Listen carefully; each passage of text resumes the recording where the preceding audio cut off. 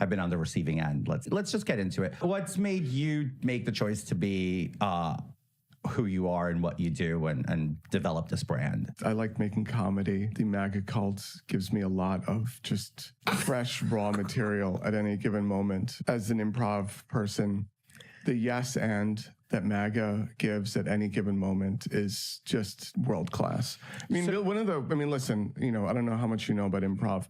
You have to yes and you also have to work at the top of your intelligence. Of course. Right? Yeah. Two things that MAGA does extremely well in interviews and at all times. And so they're just fantastic improv partners. I could not ask for better. So thanks to MAGA, you earn a living today, essentially. What you're saying Thanks to Soros, I earn a living, okay? So MAGA can't go away, then you're fucked. What? There's no career for you if MAGA goes away. Oh my God, that would be. I really would love that. This is a lifeline. Put me out of dude. I mean, that would be amazing. If white supremacy went away, what would we do? What would we do with that? So you're saying that everybody that's a MAGA supporter is a white supremacist? No, I'm saying that it's not a deal breaker. Okay. It's not a deal breaker for MAGA if there's white supremacists in their ranks. Why do you think the white supremacists are so attracted to this MAGA movement? Well, listen, it's a By the way, hold on, before you answer that.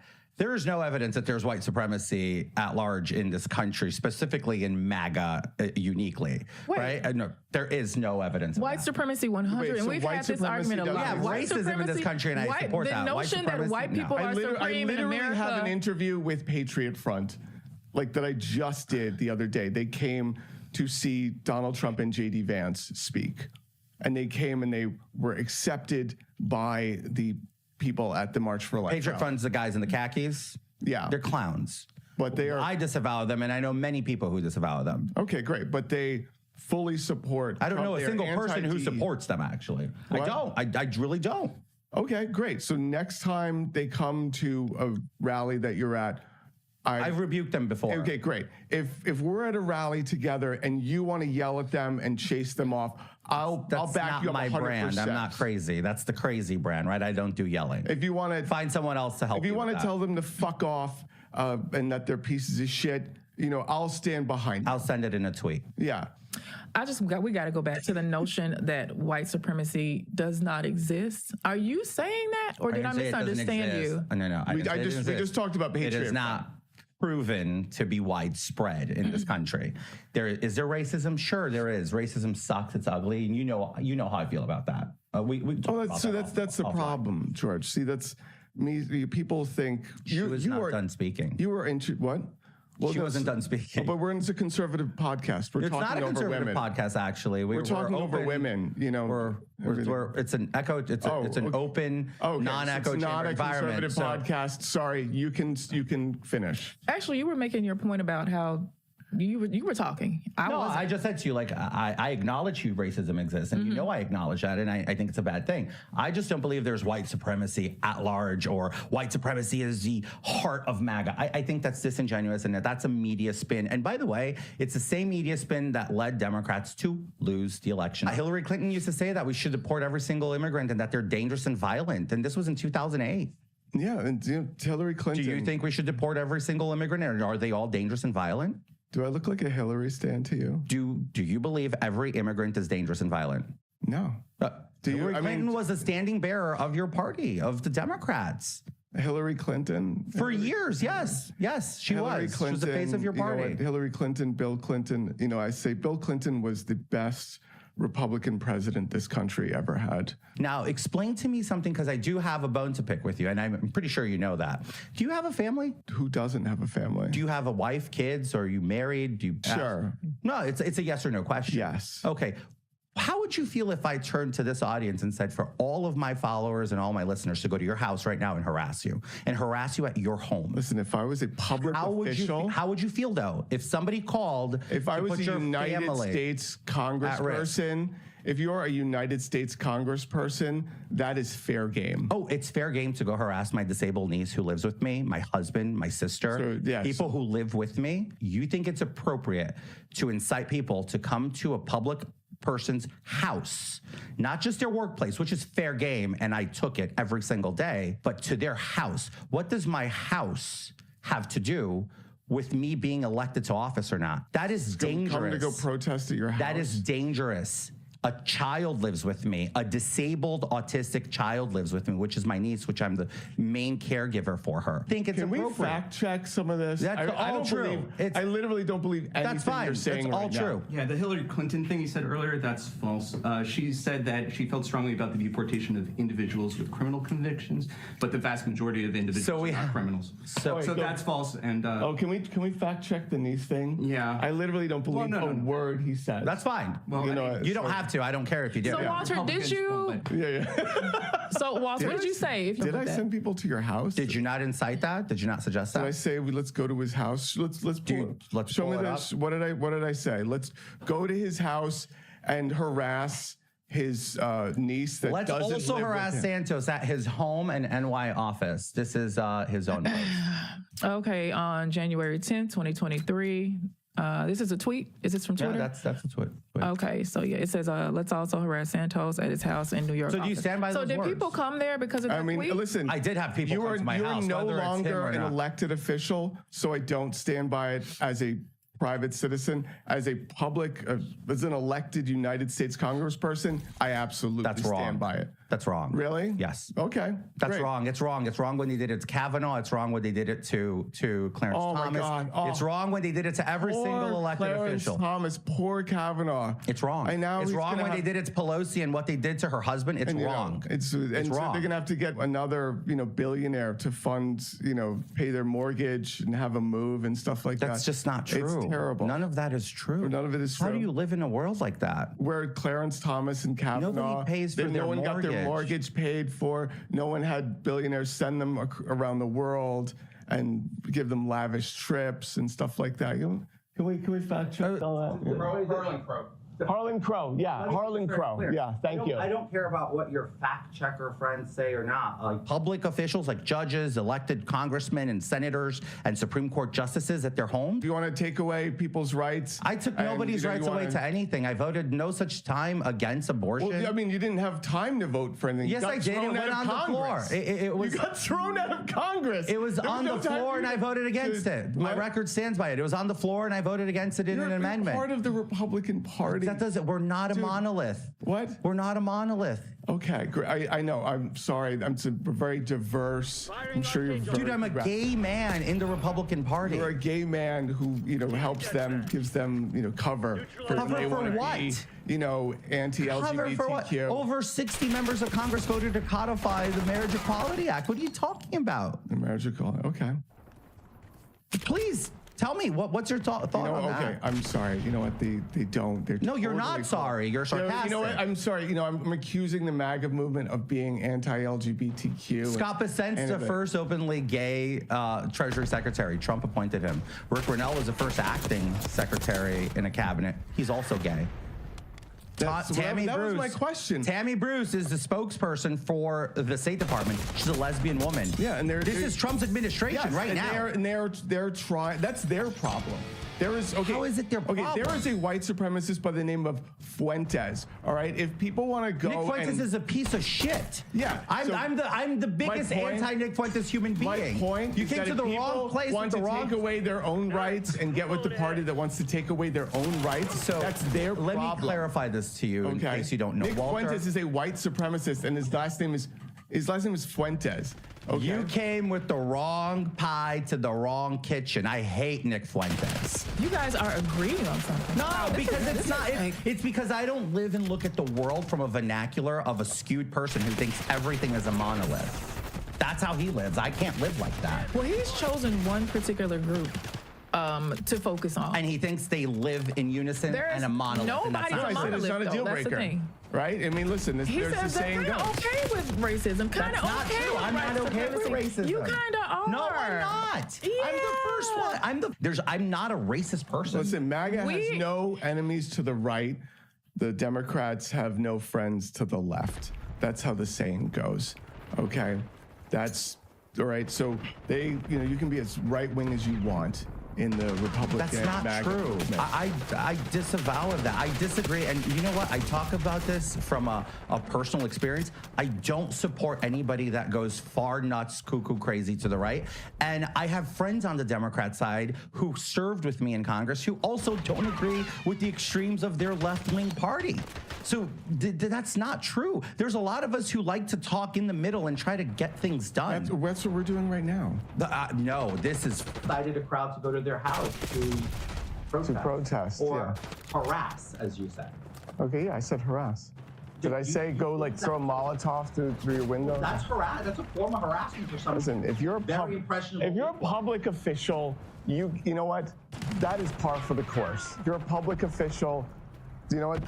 People are going to protest at your house. That is part of, that is baked in. Oh, can we get a copy of the Constitution flowing in here? No, can you please stop walking into our frame? Yeah, sorry, here you go.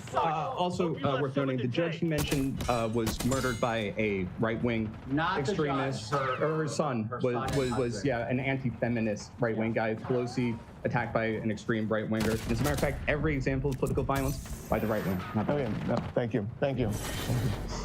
I'm sorry, what were we saying? Is there anything else that makes you tick? Can you share something that we can humanize you with, maybe? Okay, kind of a boring guy. I mean, I play board games. I do a lot of Muay Thai. Oh, that's cool. Yeah. Okay. Got into Muay Thai, after I started doing this stuff. Of course, figured it might be helpful. Have you ever had to use the skills out there on the street? Because you come across some interesting characters. I kind of want to have a clean record of nonviolence. Yeah. That's good. Not, if you look at every video, there's not one video where my hands go above my waist. I'm never threatening anyone, physically. It's just all like, you're exercising your freedom of speech. I'm exercising mine. Of course, because we're practicing a wonderful democracy. And I think it's great because why would you get your hands dirty when all you do is tweet for people to go do your dirty job for you, right? For the record, George Santos understands stochastic terrorism. Is that the takeaway? Okay, you can say whatever you want. Okay, so that's not a question, it's a statement. George Santos understands stochastic terrorism. I think we should talk so much about that. That's great. If you can, denounce stochastic terrorism, there's a lot. Barone, for the people that are listening or watching that don't know the exact definition, could you pull it up? Yep. Stochastic terrorism is a form of political violence instigated by hostile public rhetoric directed at a group or an individual. If you want to insult the Democratic Party, I really want you to know that I'm fucking into that. Good. If Did you see what Hakeem Jeffries did today? I really want us to hate them for the same reasons. Not because of this, gender neutral bathroom nonsense that you're pushing. No, you say nonsense. I say it's a problem. I think you have 2 gender neutral bathrooms in your studio. You only have gender neutral bathrooms We're here. all working adults here. I came in, I went to use the bathroom, and I was like, wait, both bathrooms are gender neutral. And they're not even marked. There's no men, woman. It's just they're both non-binary. Okay, George Santos has 2 non-binary gender-neutral bathrooms unmarked in his fucking studio. Were you confused with the doors? Oh my God, yeah. I went to go into the bathroom. So what'd you do? Did you pee in your mouth? I was so confused about my sexuality in the moment. I was like, oh my God, what do I do? There's a bathroom. There's not a sign on it. There's not a demand woman. What do I do with this thing I had at birth? I want to cut it off. So Walter, has anybody ever left you speechless? I follow you on TikTok and I watch a lot of the interviews, the street style interviews, and you're owning these people. But have you ever come across anybody that's just left you literally? Where I have no words? Yes. Where they just shock me into oblivion? Yes. Most conversations kind of shock me. Okay. I'm shocked when I meet someone that's LGBTQ who owes all the rights they have from progressives fighting for them for decades. It's not true. And then they walk away and they go, I'm going to join the movement that wants to roll these rights back. I am shocked and amazed every time. What's your theory behind why groups of people do that? Why? Well, historically, people are always attracted to the power centers. So there's always people like George Santos, right? There's always people like him. Well, what's like him? Can you define like George Santos? It's like, well, let me get closer, and for whatever. I'm not going to talk about your motivations, whether it's grift or access to power, and let me get closer to the people that want to take away my rights, wholesale. As a Latino, LGBTQ person, let me get closer to the people that are against both of those things simultaneously. Thick are you? You're thick. Yeah. You're fucking thick. Dude, You're thick. Do you know why? I just spent, since 2015 to now, 10 years. You are a champion. 10 years being called grifter, racist, a threat to democracy, enemies within. These are all things. These are all things. No, what else? Let me finish my lied point. about being Jewish. Lied about when your mother died. I never did that either. No, we're talking about the things you've been called the last 10 years. We're not done. So it's you lied about when your mother died. You lied about when the school you went to.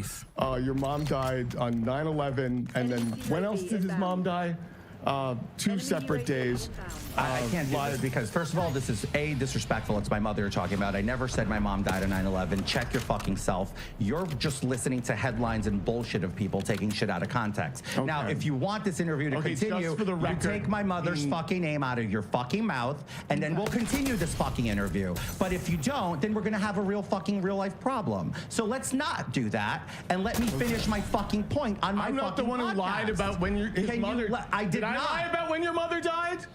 Did I say she died on 9/11? No, neither did I. Neither did I. Find it where I said she died on 9/11. So I'm going to repeat myself. What you're doing is amazing. You're thick. You're thick because your ignorance blinds you. You never lied about your mom dying on 9/11. So wait.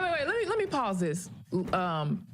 I gotta side with him, and I rarely do. Read the context of the tweet. 9/11 claims my mother's life, so I'm blocking, so I don't have to read the context of the entire thread. Sorry. Did we do that with Walter's tweet? I forgot. So wait, guys, wait a minute. Well, his was a tweet. That was an answer to a tweet. Yeah. That's an answer. There we go. Let me drive for a second. Oh, you got the Maximilian, Walter, and Maximilian. Thank you. I need you to step out. Step out, okay? Please get out of this. Step out for a second. Walter, let's move on from the mom talk.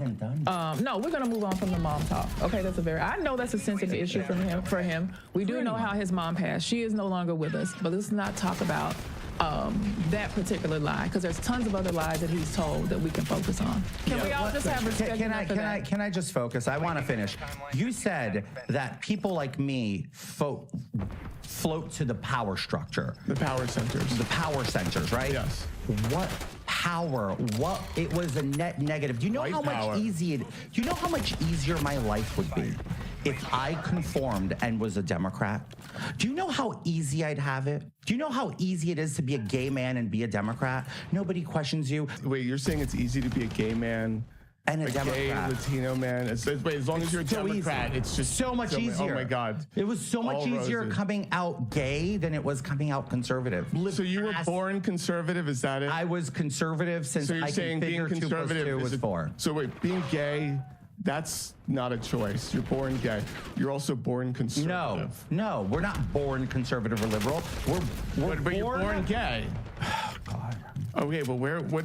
I'm trying to piece things. Look, I get your style, and I know you think you got something here, and it's cool. I'll give you the win. Take whatever you want, edit this, blotch it up, splice it up. I'm so fucking used to it, and it's so boring to me.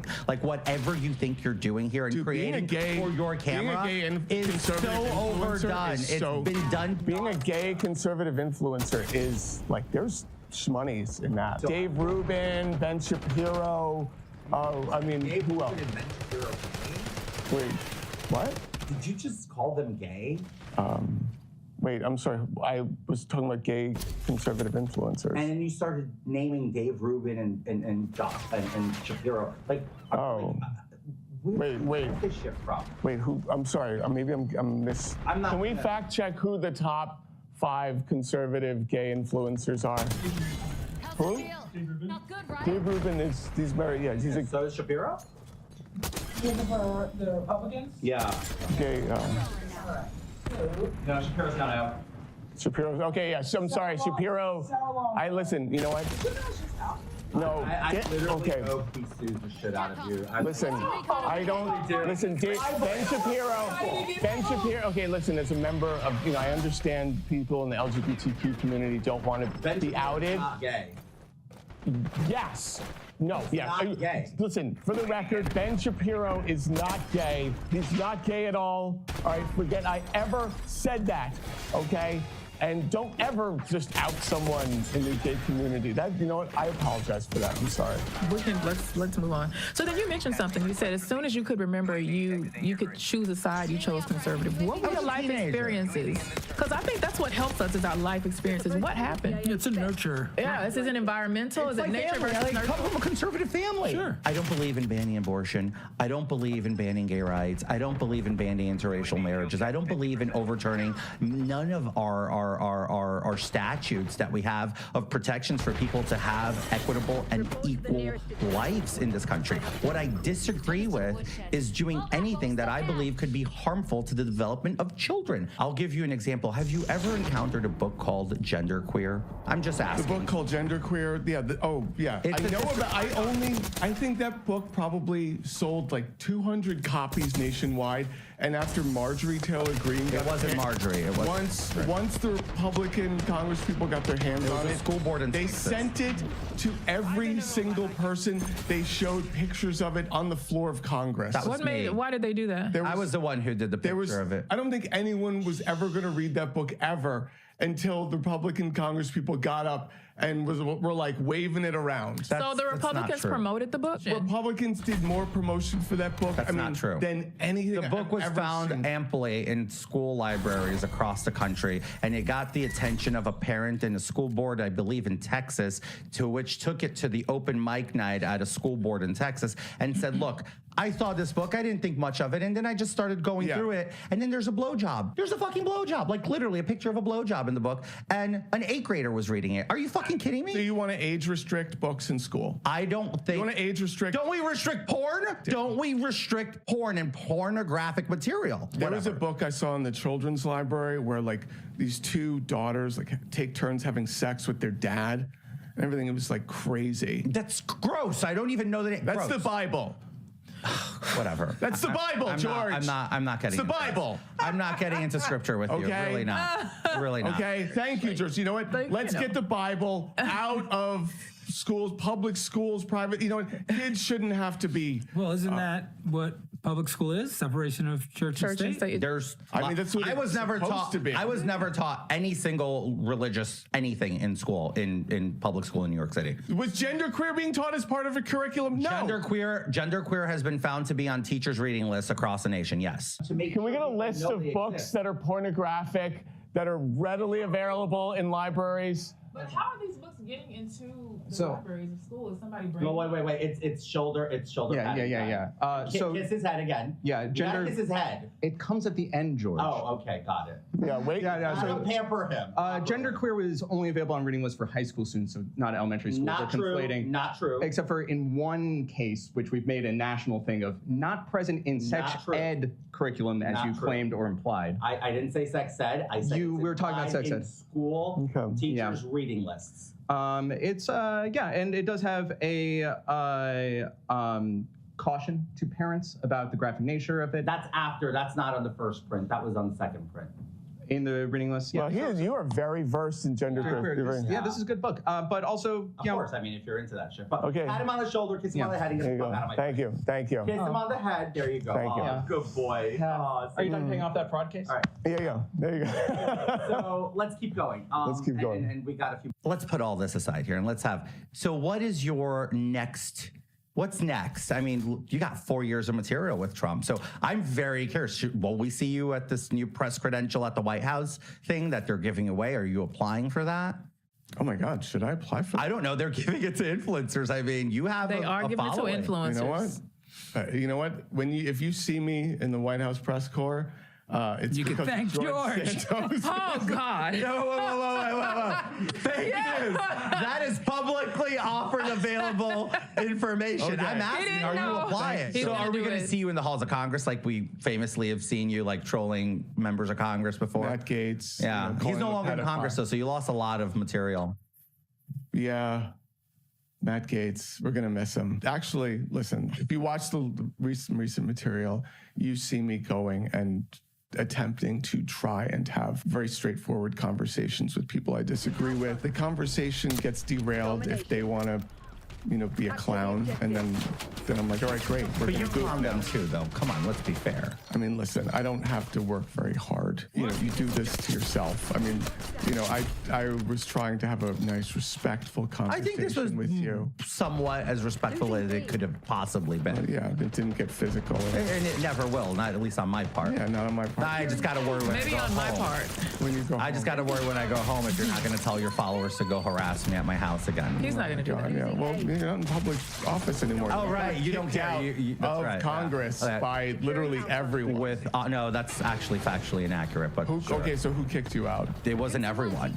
Okay, so You said everyone. Everyone means implies every single person. It's not true. Touche, George. Yeah. So Are we fact checking? Those 2 to 3. Shoulder. Thank you. Those 2 to 3 people. Let's ask your producer who didn't vote. There was like Kick you out of- 100 and something people who voted against it, and 2 of them were Democrats. Let's get their name. Two Democrats voted 2 president. Democrats that thought you should be in No, they public were office. actually part of the ethics committee and didn't think that the entire process was fair. Yeah, great. Oh, great. Let's go protest at their house. No, Sorry, can we no, get their names? absolutely not. No, What? that's They're wrong. What? Protesting in front of someone's house? That's so wrong. It's dangerous, man. Literally dangerous. So 8 members missed the vote.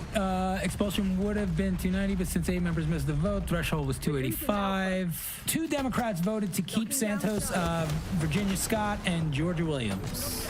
Okay, yeah. Let's get. No. Can we get a protest No. going in front of their house, please? Absolutely not. Absolutely We're not Yeah, sending let's get anybody anywhere. Let's just get some. you know- Anyway, so Walter, you're very animated. It's amazing. You've made a lot of points here.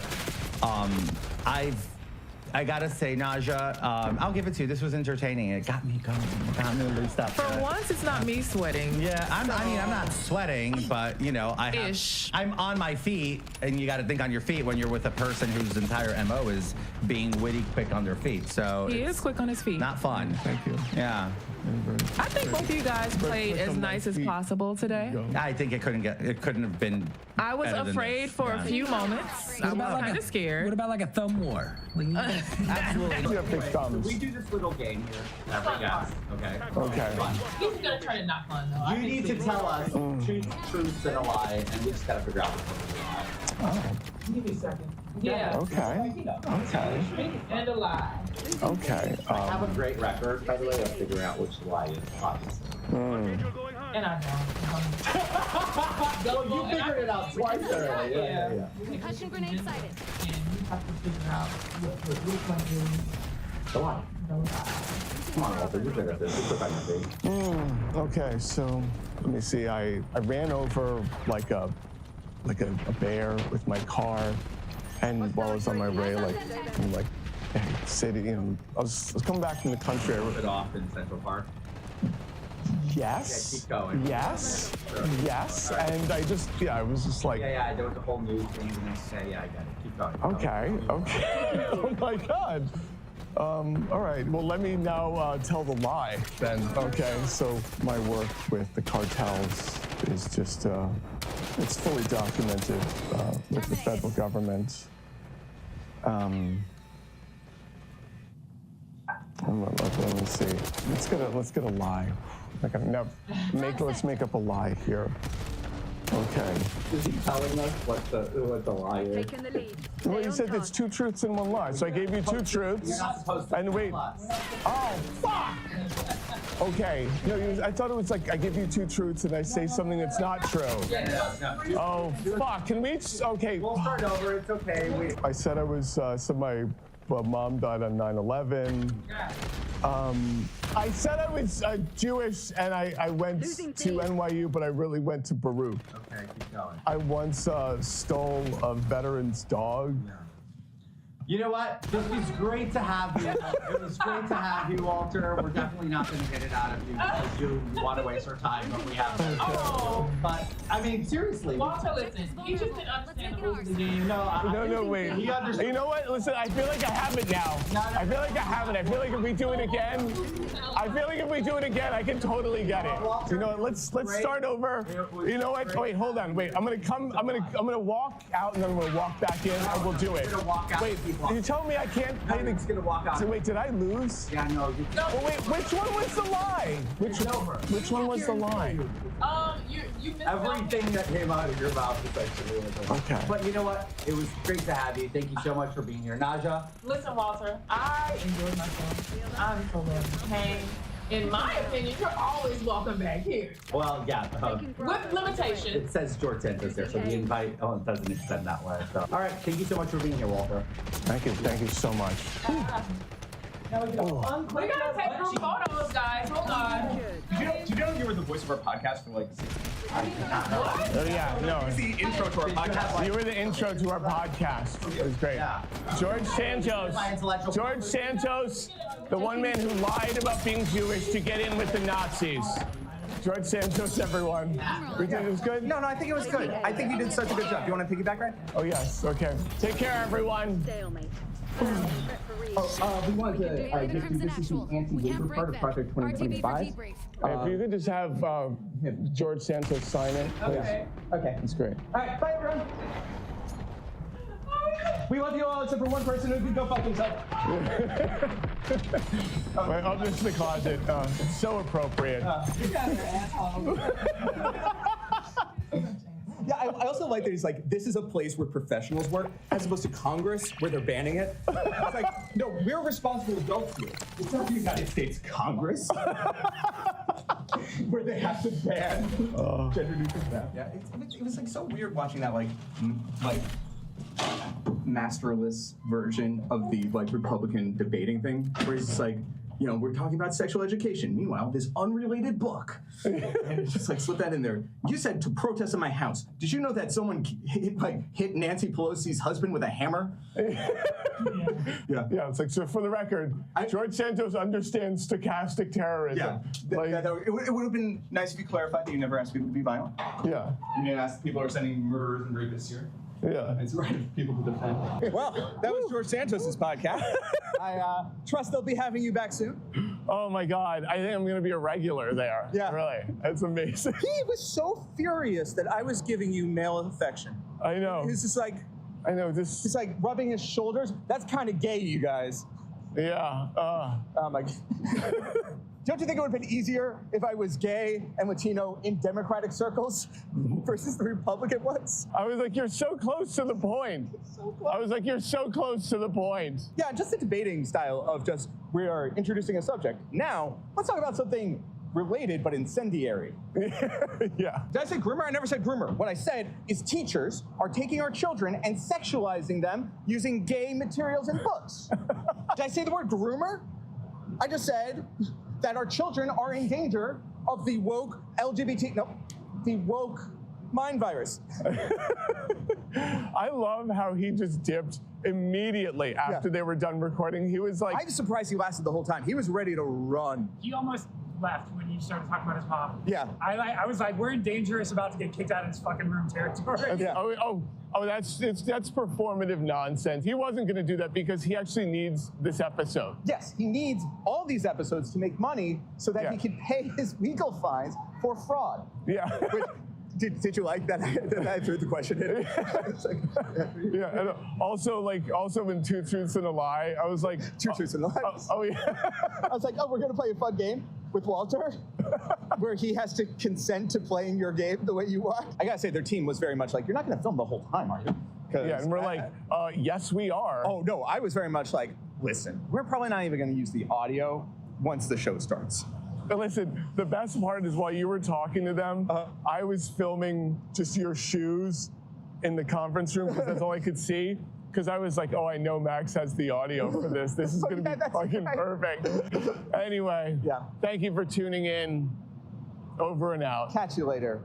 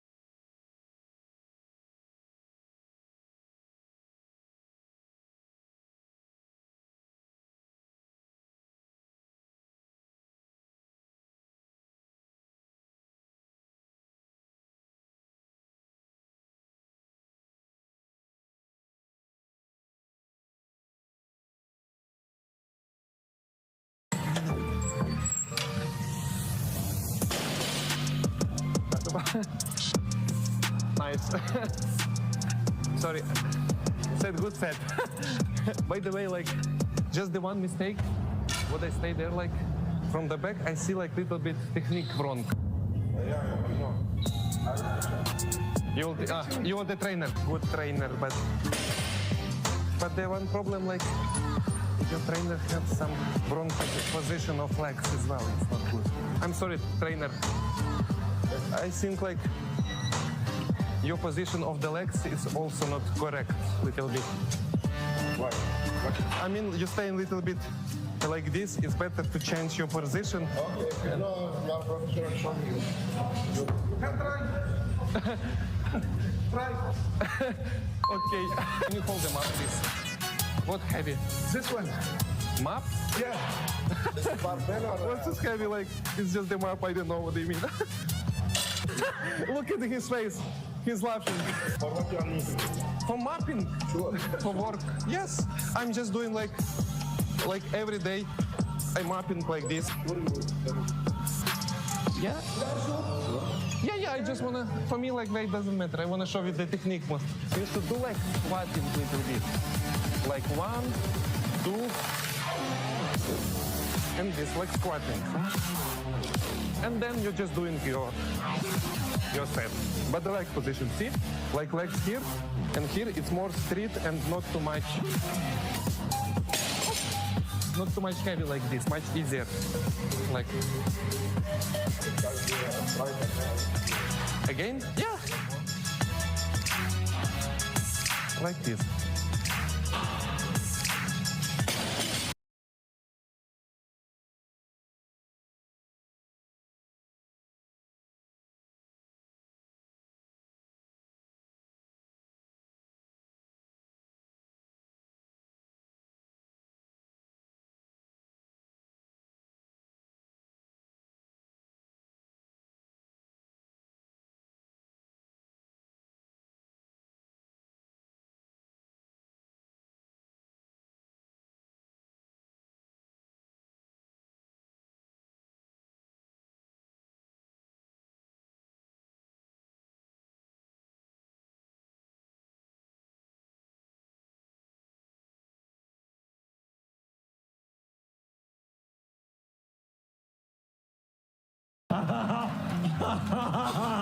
My best friend, Joe Rogan. What Elon has done, I think, has exposed that there is no amount of money, of money that you can give a human being where they won't Heil Hitler for kicks. All right, y'all, we have a lot to get to in this video. And to be fair, this is a palate cleanser, right? This is a lot of Elon Musk getting made fun of, but there's a deeper thing going on here because this video that I just found is titled Joe Rogan's Friends Won't Stop Roasting Elon Musk. It is a 16, damn near 17-minute video, okay?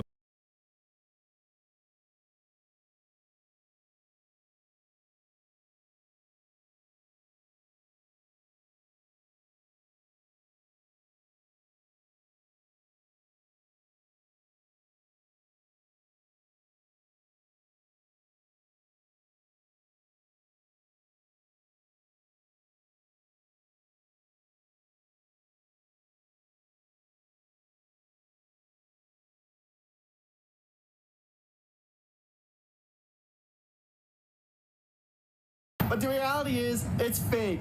They're all busting on buses. Like,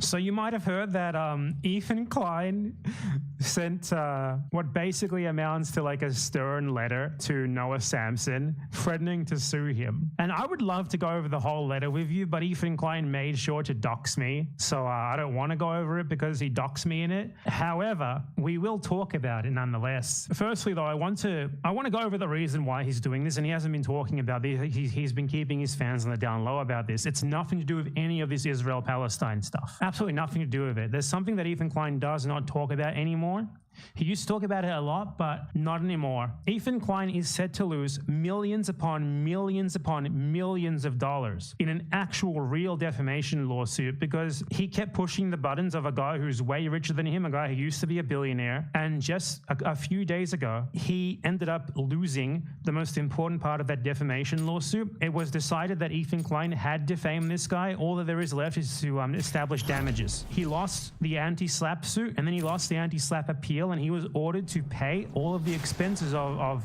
the plaintiff. The thing with anti-SLAPP, at least in California, from what I have read, because I read a couple of legal articles on this before streaming about it. Once the anti-SLAPP motion is defeated, the defamation part of the lawsuit is established. The trial is now only to establish damages. So it has been ruled essentially that he defamed the guy. And this guy he used to be a billionaire. I'd assume he still has hundreds of millions of dollars. So he's going to get totally fucked here. I don't think there's any settling here. There's no settling at this point. You can't settle at this point, can you? Why would the guy want to settle when he's in the driver's seat? And this is why Ethan Klein is like desperately trying to frame himself as some sort of legal warrior who's in the right all the time now to his audience by like sending frivolous slap legal threats to Noah Samsen and stuff, and threatening to sue like 50 people at once, and threatening to sue like Reddit moderators and stuff. And the reason is that he's actually getting fucked in an actual real lawsuit really bad. So the story behind this lawsuit is that years ago, like 4 or 5 years ago,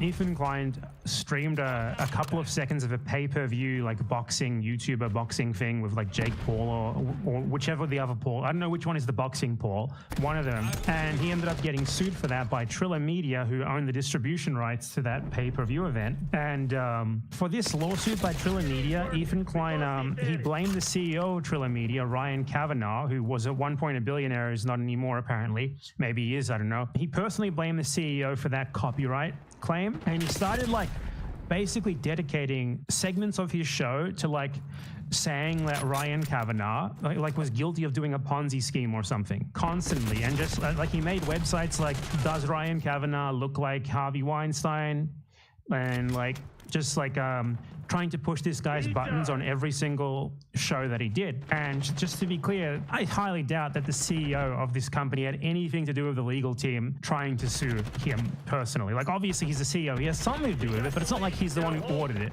Nonetheless, Ethan Klein decided that he was responsible for that, and that he would like say a bunch of shit about this guy. And the story behind the defamation lawsuit, which is the one that he is set to lose, is that there was an article in Variety, the entertainment news outlet Variety, which claimed that Ryan Kavanaugh had like carried out a Ponzi scheme.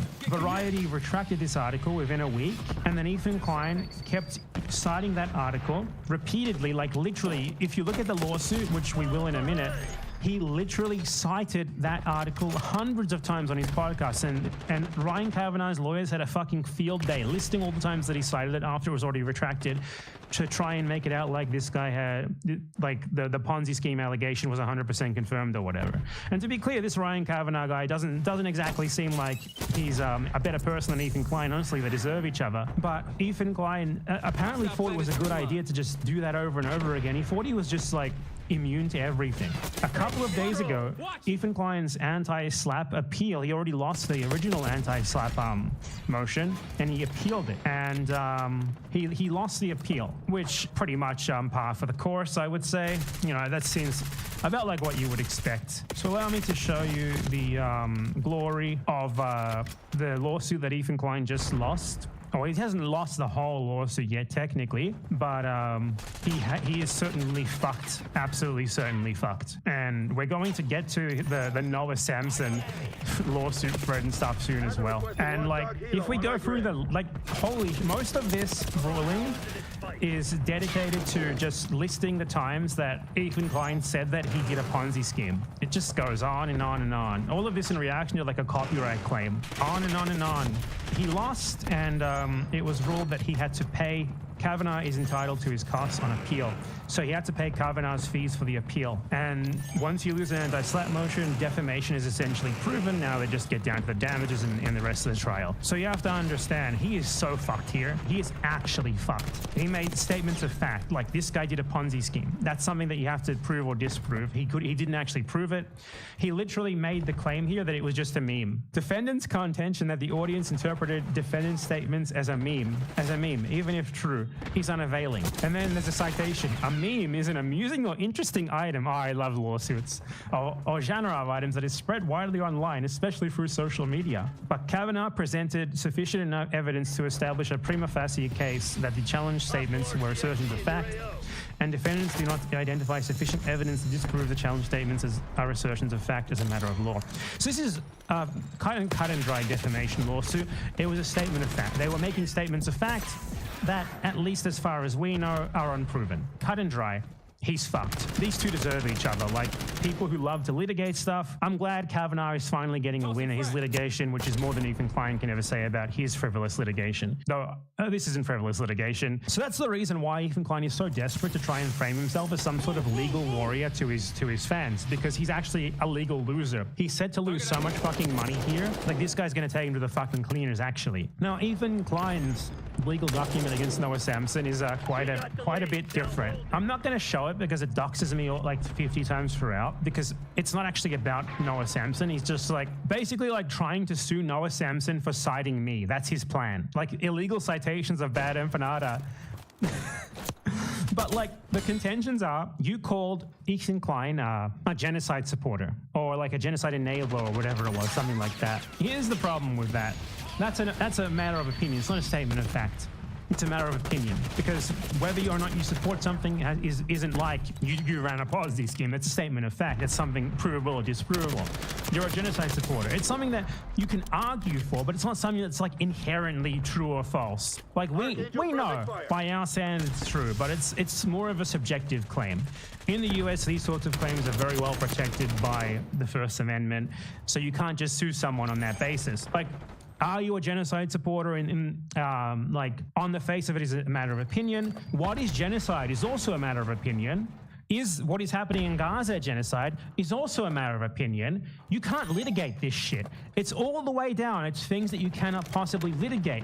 The court is not going to decide whether you are right or wrong in what is ultimately an argument. The court can only decide whether you were defamed when someone says that you like did or said something that you didn't do. Statements of fact. They can't fucking litigate an argument for you. Like, he's so fucking stupid that rather than try to make a response video to argue his case, he's going to court and paying his lawyer to essentially present before a court a YouTube argument for him. By the way, his lawyer, I just want to note, and you'll love this one. Now, you might know that Ethan Klein has said repeatedly that West Bank settlers are fair game. Let me just show you a little clip of that from the content new Hassan Piker. The West Bank are religious zealots, they're monsters, they're genocidal. I've even said the West Bank settlers are valid military targets. When you talk about like colonial settlers and stuff, like that's what's actually happening in the West Bank right now. And these people are more or less valid military targets, in my opinion. Okay. Now. I want to introduce you now. I'm so excited. I want to introduce you to Ethan Klein's lawyer, Ron Bar-Nissim. Prior to entering law, Bar-Nissim was an English teacher in Israel and the West Bank! I wonder how that discussion goes. Ethan Klein thinks that his lawyer is a valid military target. I wonder how that goes over at lunch. I'm so pro-Palestine that my lawyer is a former West Bank settler, Ron Bar-Nissim. That is the most I changed my name to sound more indigenous name you'll ever see. It's giving Maximus Aurelius. I said it's giving. So anyway, apart from the lawyer being very funny, aside from that one thing, genocide, Ethan Klein's lawyer tries to claim that Noah Samson saying things like, Ethan Klein erroneously cited Saudi Arabian propaganda to try and claim that the Houthis were slavers. He tries to claim that is a defamatory statement. Again, that's a statement about like a fucking argument on like the facts regarding news and history and politics and stuff. You can't litigate that. A judge cannot decide whether that statement is true or false or not. It's an argument. You can't litigate that. And I can show you that part because it doesn't mention my name, but basically the entire rest of the video, his lawyer went and did a very obvious he asked ChatGPT to debunk 2 of my videos. The one about Ethan Klein citing Saudi propaganda to claim that the Houthis are slavers, and another one about Ethan Klein lying about supposed equivalent expulsions of the Nakba to try and legitimize the Nakba. So I shit you not, Ethan Klein essentially paid his lawyer to ask ChatGPT to debunk 2 bad empanada videos. He paid his lawyer easily thousands for this because he is like incapable of debunking the videos himself, so he paid a fucking lawyer to try and do so. Obviously there is no fucking valid legal reason to litigate this shit. You can't litigate an argument over an interpretation of a source. You can't litigate this. What the fuck is this? Check this out, okay? He's like, you attempt to impeach the credibility of the sources relied upon by Ethan. For example, you attack the article entitled Exclusive Houthis Restore Slavery in Yemen from Asharq al-Awsat English version, which by the way is literally a Saudi newspaper owned by the Saudi royal family. The article itself refers to receiving information from, oh my God, I can't believe this, sources close to the group, several local reports, Yemeni activists, a member of the lawyers syndicate in Yemen, and a civilian who works for a pro-Houthi tribal leader in Sada. Other than your blithe assertion that the article contains baseless claims from Saudi state propaganda outlets, you cite no evidence refuting the substance of the article or the sources it relied upon. The sources it relied upon, do you listen to yourself? Sources close to the group, several local reports. It's literally nothing. It's made up. Like I could say, Ram Bar and Nassim, according to several local reports, took a big poo-poo in the local river. Several local reports told me, sources close to him told me this. When the article itself does not actually cite fucking anything aside from, dude, trust us, these people who definitely exist who we cannot name nor identify told us this, and it's owned by the fucking Saudi royal family currently doing a fucking genocide against the people that it's talking about, yeah, that's made up. That's fucking made up. Citing a source like that is equivalent to citing fucking nothing. It's the same exact thing. And it's like, why don't you try and disprove the substance of the sources that it relied upon? Like sources close to the group? Yeah, why don't you try and disprove that? Ethan Klein paid someone thousands of dollars to try and debunk my video and to try and sue Noah Samson for citing my video. And then I shit you not, he goes on to state that the United States State Department cited that article, and that is his basis. That is his basis for it being apparently evidence of defamation, which it would, by the way, even if this were true, even if this article was 100% true and good, contesting that fact and saying that you don't believe that it was is not defamation. It can't be defamation. It's a fucking matter of interpretation. It's an argument between 2 fucking YouTubers. You can't litigate this. This is so getting thrown out. Like, are you kidding me? This guy is just driving his reputation through the mud, dealing with Ethan Klein. What the fuck is this? And then he goes on to say, further is evidence you not watch the Al Jazeera World documentary, Slavery in Yemen. The documentary focused on Yemen's overall culture of slavery and the deposed government's denials of its existence. Yeah, that has nothing to do with the Houthis. Moreover, it's highly misleading to claim it was issued before the Houthi takeover of Yemen, since the Houthis have controlled parts of Yemen as early as March 2011. Further, the Al Jazeera documentary was released on September 10th, 2014, 6 days before the Battle of Sana'a. So he's like trying to claim that somehow this documentary, which he himself acknowledged, is about the previous government, which the Houthis deposed, somehow proves that the Houthis do slavery, as Ethan Klein claimed. Because of Yemen's overall culture of slavery, even his lawyers are racist shitbags. Unbelievable. Though, to be fair, this was almost certainly not written by him, but imagine presenting this to a court. Like, this is something that even if you were right, you could not litigate. But to be clear, he's just plain fucking wrong.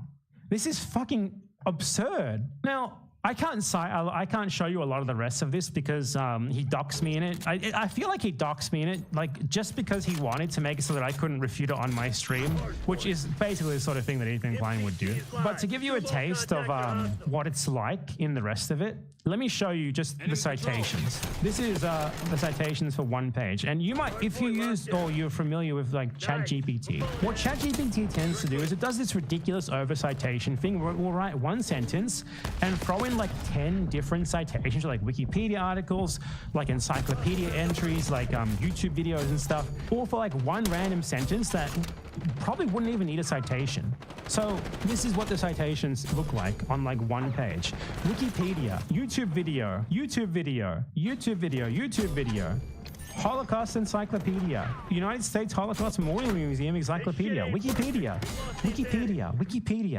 U.S. State Department. He paid his lawyer to ask ChatGPT to debunk my videos. Ethan Klein, in lieu of being able to respond to people criticizing him himself, something that he insists that Hassan Piker is bad for not doing, even though Hassan has already watched a billion videos that refuted him. So why does it matter who refuted you or not? It doesn't really matter. But Ethan Klein keeps claiming that Hassan has to refute his content nuke himself or it doesn't count. Ethan Klein paid his lawyer to ask ChatGPT to try and refute two of my second channel videos and attempt to try and file a lawsuit over that. To be clear, you can't litigate this. You can't litigate historical interpretations. You can't litigate historical arguments. You can't litigate shit like, I believe this source you cited is bunk.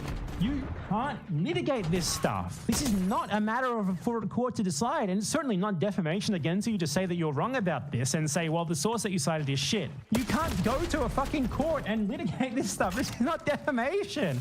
Everything in here is First Amendment protected. The original contention in of itself is a First Amendment protected matter of free speech. In my opinion, you were a genocide supporter. And the rest of it is like, it's like a historian, rather than writing a rebuttal to another historian who he disagrees with, he just goes to court and accuses the other historian of defamation for saying that he's wrong. Except it's not a historian, it's a YouTuber argument. And rather than attempting to respond to the disagreement on the historical facts with the other YouTubers, Ethan Klein fucking asked his lawyer to write like a threatening letter in which he asked ChatGPT to try and debunk my videos. To be clear, not to sue me, but to sue Noah Samson for citing those videos to disprove Ethan Klein's historical claims. You can't litigate historical arguments. You can't litigate historical interpretations. You can't litigate whether a source is valid to say that Houthis have slaves or not. Even if you are right, you couldn't litigate that. This is fucking comical. Like, for someone who just lost a slap appeal when they made false statements of fact repeatedly against a billionaire, big fucking mistake there. This is like an absurd thing to do. It's like he's trying to nurse his wounds by like getting destroyed in a slap motion himself now. What a fucking joke. Like, ChatGPT Ethan Klein, meet ChatGPT Ethan Klein, Ethan Klein's settler West Bank lawyer. Amazing. One of the other things that he said in a recent stream, which I thought was very funny, is that he's afraid to go out in public now.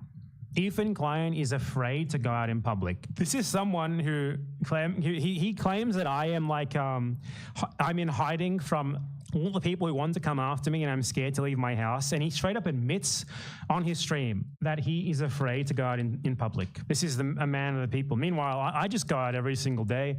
People greet me in the street and they're like, Bad Empanada, will you sign my breasts? And I'm like, no, you slag, get away from me. Lena, speak up for me. It's scheduled. No, we know. That's part of the issue. She's busy. You scheduled it 1 month ahead. She's so busy. Yeah, right, she's very, She? Who cares? You need a special. You're shaving your head. Go to Supercuts. I don't go in public. You could get someone to. You could go to Supercuts right now. We're It'd be done in loyal 10 to minutes. You understand about I don't go in public. No, he's right, Dan. Yeah, No, he's right. I mean, but there's other barbers that come to your house or like could come to the We don't know that. because you need somebody to come to the house. This man is afraid to go outside. This is the guy who claims that like I have people coming after me. This is someone who is so afraid of the repercussions of the vile shit that he has said that he's afraid to leave his fucking house. Unbelievable. There was a clip as well where he was like saying, oh, you want to come at me? I do this for fun. This is what I do in my free time, in regards to like trying to like stalk and dox people and file frivolous lawsuits against them and shit like that. This is just what I do in my free time. I can play the audio, but I don't want to show the video because he doxes me in it. Okay, now listen to Ethan Klein's incredible rant about me. It's honestly just sad. But that's okay. None of them are as dedicated, as crazy, and as willing to waste money as I am. So Georgie boy thinks he's safe out there. But he's not. He's just never really come up against someone like me. I'll just be honest. I mean, not to toot my own horn, but I have more money than them. I'm more dedicated. I have more money. Ethan, not every country is like the USA. You can't just file frivolous lawsuits like you can in the USA. Money's not going to get you anywhere else. Dedicated than them. I've completely fucking... You're more dedicated? Dude, you're not dedicated at all. You're the laziest fucker in the world. Thrown every... all these things like, maybe it's not worth it. That's all gone. Maybe it's not worth it to spend $1 million pursuing some fucking human STD in Argentina. No, that's gone. You're not going to have $1 million once Kavanaugh's done with you. See, that's gone. When you guys contributed to an atmosphere in which the CPS was called on my house, when you specifically... They were calling your house because you yourself said on your own live stream that your kid had contracted the parasite Giardia, and then you went on to say that you thought that it was from eating shit. That's why. George joked about calling the CPS. When you specifically... It wasn't a joke, Ethan. It was me all along, Ethan. It was me, Ethan. I called them. CPS would definitely take seriously a phone call from like a person on the other side of the world. George. He can't, it's so funny how he frames like a CPS visit like swatting still. Still. It's just like swatting. It's literally SWAT. It's the same. Like a bunch of like the SWAT team comes, guns drawn, and they like point the guns at your kid. That's what he wants his dumb teenage fans to believe. It's so fucking funny. Like a traumatic experience. Suggested I was lying about the CPS coming to my house when you... Yeah, I still do suggest that because you've provided no evidence of it. And until extraordinary claims made with no evidence can be discarded out of hand, you've still provided nothing. Where's the paperwork? Where's like the video? You know, I'm pretty sure you have the right to record like your meeting with the CPS officer or take a picture of them or something. There's nothing. Where is that? Provide evidence for us. George specifically propagated this whole thing by saying that my kids were crawling around and eating shit. I didn't say that. You did. Potentially eating shit. You opened it. You welcome to my world, baby. You know what I mean? No one will ever be in your sad little world, Ethan. No matter how low I fall, I am always consoled by the fact that I will never fall that low. Let's fucking get it, dude. And there's literally nothing you can do. That's the great thing. I could say anything that I want about you, and you can't do anything about it, Ethan. I've been in a lawsuit with Rank Heaven now for like over 3 years, and I've spent... Oh, yeah, we went over that. We went over that. You're going to...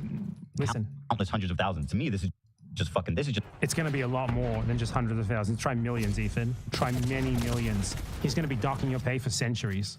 Just like my free time. This is just my free time. Let's listen to that again. Live replay. Countless hundreds of thousands. To me, this is just fucking... This is just like my free time. This is your free time. This is your free time, Ethan.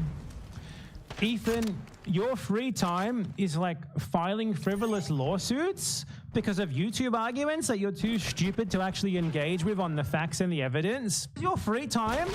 That's the saddest thing I have ever heard in my life. You don't have a hobby, you don't have interests, you don't have friends, you don't have like anything else to do. I mean, you have 3 kids, but evidently you're not the one who's taking care of them. Your free time is just thinking about your internet grudges with people who you have a hurt ego about because they refuted your videos and you couldn't actually deal with that. So you try and file frivolous lawsuits against them. That's your free time. You are not realizing how pathetic you sound. You think you sound like the fucking Joker or something. I mean, you do sound like a Joker, but you don't sound like the Joker. You sound like the saddest, most pathetic man in the entire world. You sound like you were on the fucking brink of just ending it, man. You need help. You don't need more frivolous slap lawsuits that are going to get fucking destroyed at the first attempt to even get through an anti-slap motion. You need desperate help. You have millions of dollars and this is your life. You could be traveling the world on luxury cruise ships without working a day ever again. And this is what you do instead. You sue like YouTubers and try to get your lawyer to write rebuttals of their videos for you. Like, this is the saddest thing I've ever seen. I want to show you the next part is very funny as well. I don't know how you handle it. For me, this is just like, you know, this is a Sunday breeze, okay? This is how you spend your Sundays, man. You should be spending them with your children, Ethan. So yeah, we're gonna be working with Argentinian lawyers, investigators, police, and we are going to be basically exploring all. He's going to be exploring all avenues to hold me accountable. He's going to be working with lawyers, investigators, police. Dude, can you imagine, like, you're a police officer and you get a filing for a guy from like another country, and it says, this guy said that I eat poop on the internet. This guy said that I eat poop on the internet. Can you do something about this? This guy said that I eat poop on the internet. So here's what's going to happen, okay? He's going to hire like a lawyer, and the second that the lawyer is going to be coy with his fees. Usually lawyers are paid up front in Latin America. You pay them up front. What this lawyer is going to do is the second that he realizes who Ethan Klein is, he's going to charge him by the hour like 20 times his normal fee. Usually in Argentina, you know, for a defamation trial, you would say, the lawyer would agree with you, okay, pay me $10,000 and I'll see this whole process from the beginning to the end. What this guy is going to do is he's going to be charged by the hour. They're going to milk the fuck out of him. And to be clear, I will fucking froth at the mouth to be sued in Argentina by Ethan Klein for defamation, to get all of the shit about like him talking about poop on the record. Do you know what the worst thing that can happen to in Argentina is as a result of defamation? I would like to show you. So in Argentina, the most popular TV presenter in the country is this guy named Eduardo Feynman. 4 years ago, he lost a defamation trial because live on television, he said straight up that a guy murdered someone. Like he was having a beef with some guy, and he said the guy killed someone. He accused this guy of murder on live TV on the most popular news station in the entire country. What do you think happened there? Literally, like, accusing someone of fucking murder. After a 2-year trial, he was fined $200.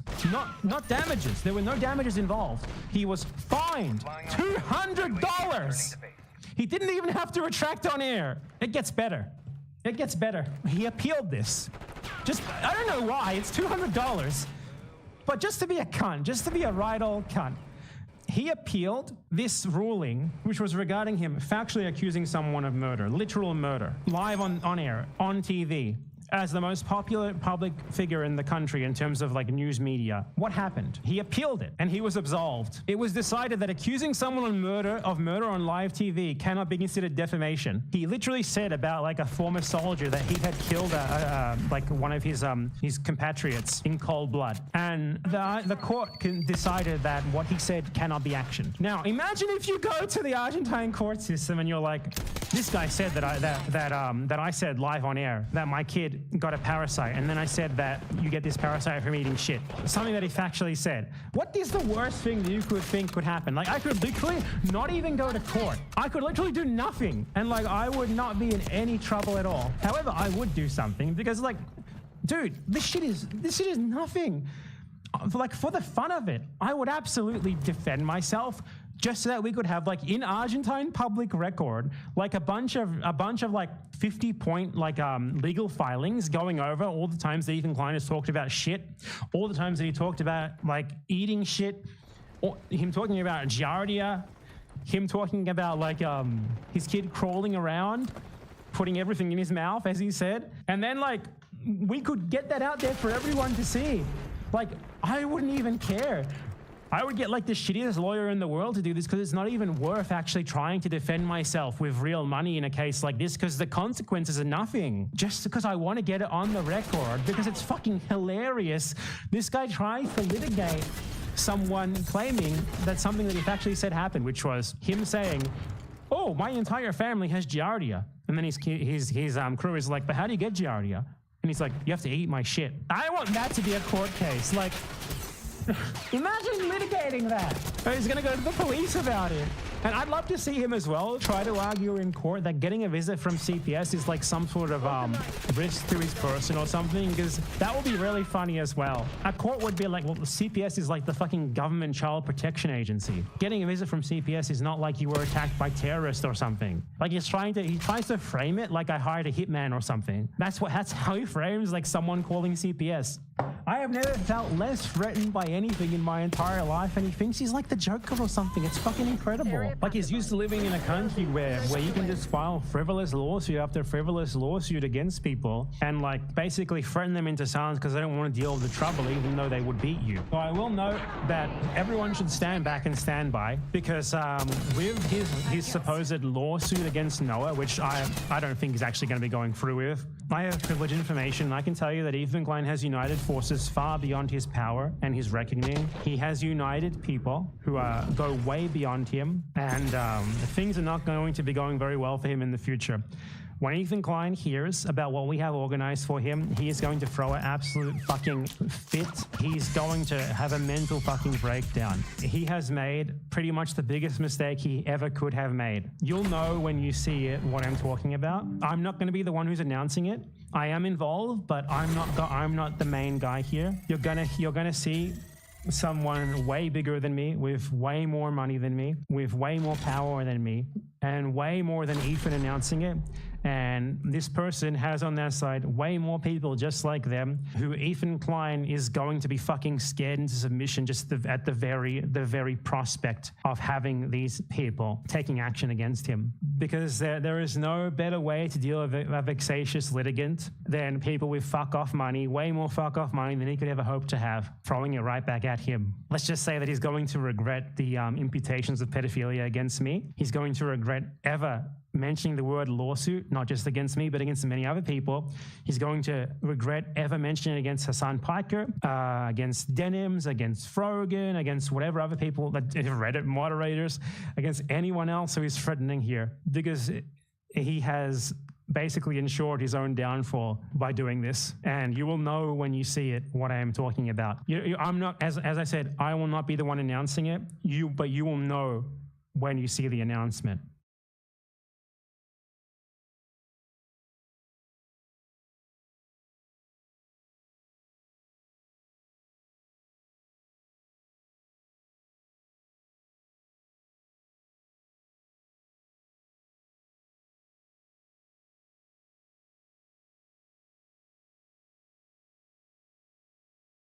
We have officially entered Klansman territory once again. We've never really left.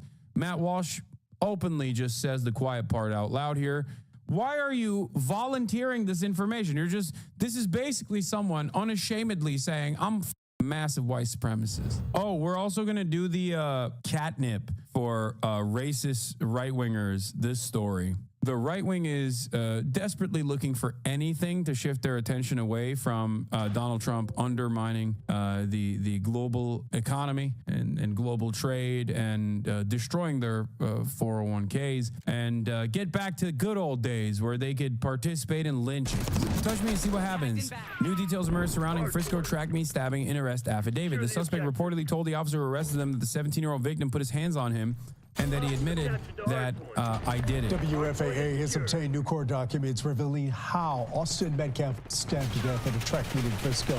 Police say another teenager had fresh blood on his finger when they found him at Kirkendall Stadium. The affidavit shows that when officers arrived, Carmelo Anthony told them he got into an argument with Metcalf, and when the arresting officer said he had the alleged suspect in custody, Anthony replied, "I'm not alleged, I did it." But Anthony told officers he only acted in self-defense and asked them if Metcalf was okay. Several witnesses paint a different picture, and Metcalf's father told Matt Howerton he is not buying the excuse. I had a dream last night, and Austin came to me and said, "I'm okay." It gives me peace. Doesn't mean I don't hurt. The last 24 hours, unimaginable for Austin Metcalf's father, his mother, his twin brother. Right now, I'm really numb, and I really don't feel anything. I just have to function. Metcalf, just 17 when he arrived at Frisco ISD's district track meet Wednesday. His final breaths taken before 11 a.m., police say, after being stabbed to death by a fellow Frisco ISD student, 17-year-old Carmelo Anthony, now charged with first-degree murder. My world's a little shattered. An argument over where Anthony was sitting while the meet experienced a rain delay sparked a confrontation between the teen and Metcalf. According to arrest paperwork, Anthony sitting underneath Metcalf's team tent. You could see it from the air when we flew over the crime scene. Metcalf from Memorial High, Anthony from Centennial. A witness telling police Metcalf told Anthony to move from under the team's tent because he didn't go to their school. The witness telling police Anthony grabbed his bag, opened it, and reached inside and proceeded to tell Austin, "Touch me and see what happens." Investigators writing that Metcalf grabbed Anthony to tell him to move and that Anthony pulled out a black knife and stabbed Austin once in the chest and then ran away. When officers arrived, the knife was found and police say Anthony admitted to what happened, but said this to police: "He put his hands on me. I was protecting myself," even asking another officer if what happened could be considered self-defense. What do you expect? If you're caught, the best thing you're gonna do is try to lie your way out of it. Metcalf's father telling me self-defense is not a reasonable excuse. The truth will come out. There were too many people that were there that saw what happened. Father came out on Fox in a later interview on Fox saying this shouldn't be politicized and it's a human issue, not a racial or political one. I know. It's too late, though, because everyone is using this horrible situation, like this horrifying situation, as an opportunity to race bait and to relitigate a race war. First of all, it's okay for him to mourn, chatters. The f*** are you talking about? His kid got stabbed to death at school. The f*** do you mean? I think it's shocking that he is not leaning into the 14 words narratives, to be fair, especially from, like, I assume a predominantly white town, you know what I mean? And guess what? He did that, and now people on Twitter are calling him a cuck. It's very unfortunate that this other child decided to make a bad choice that's going to affect him for the rest of his life. I have compassion for every human being. This is not, I want to make this very clear. This is not a race issue. This is not a black and white issue. I don't want someone stepping up on a soapbox trying to politicize this. I don't appreciate some of the remarks I've seen online that people say there was this fight and they don't know. They weren't there. Would this even be news if they were both white?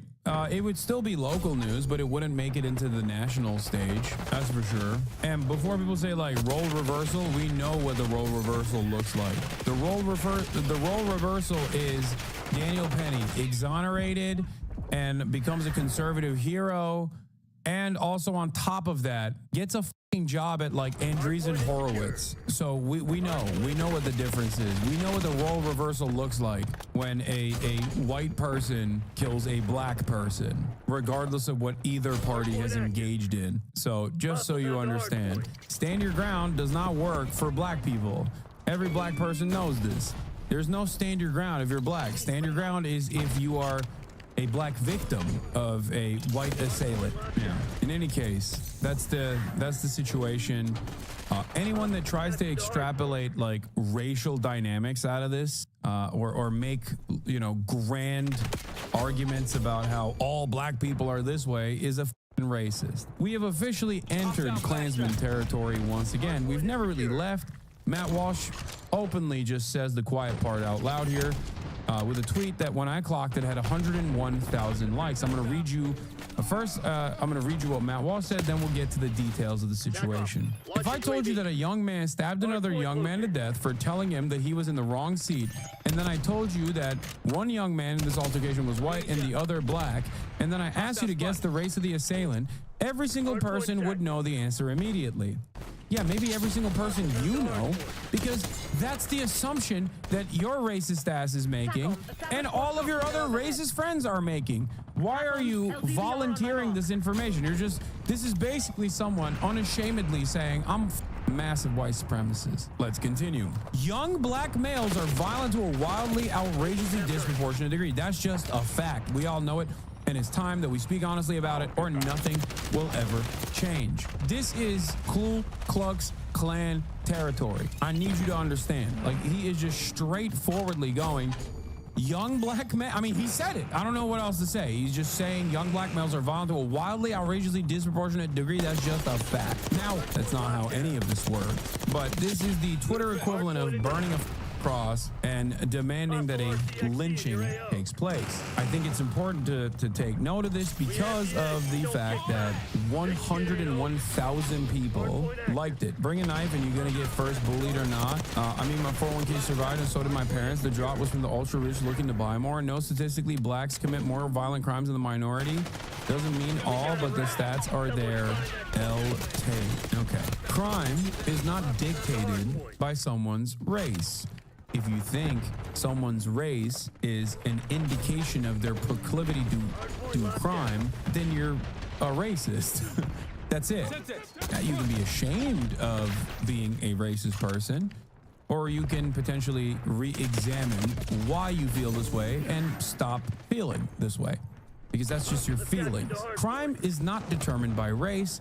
Crime is determined by your finances, by your financial status, by your material conditions. The likelihood, the proclivity towards violent crime, the greatest indicator for a proclivity towards violent crime does not come from your race.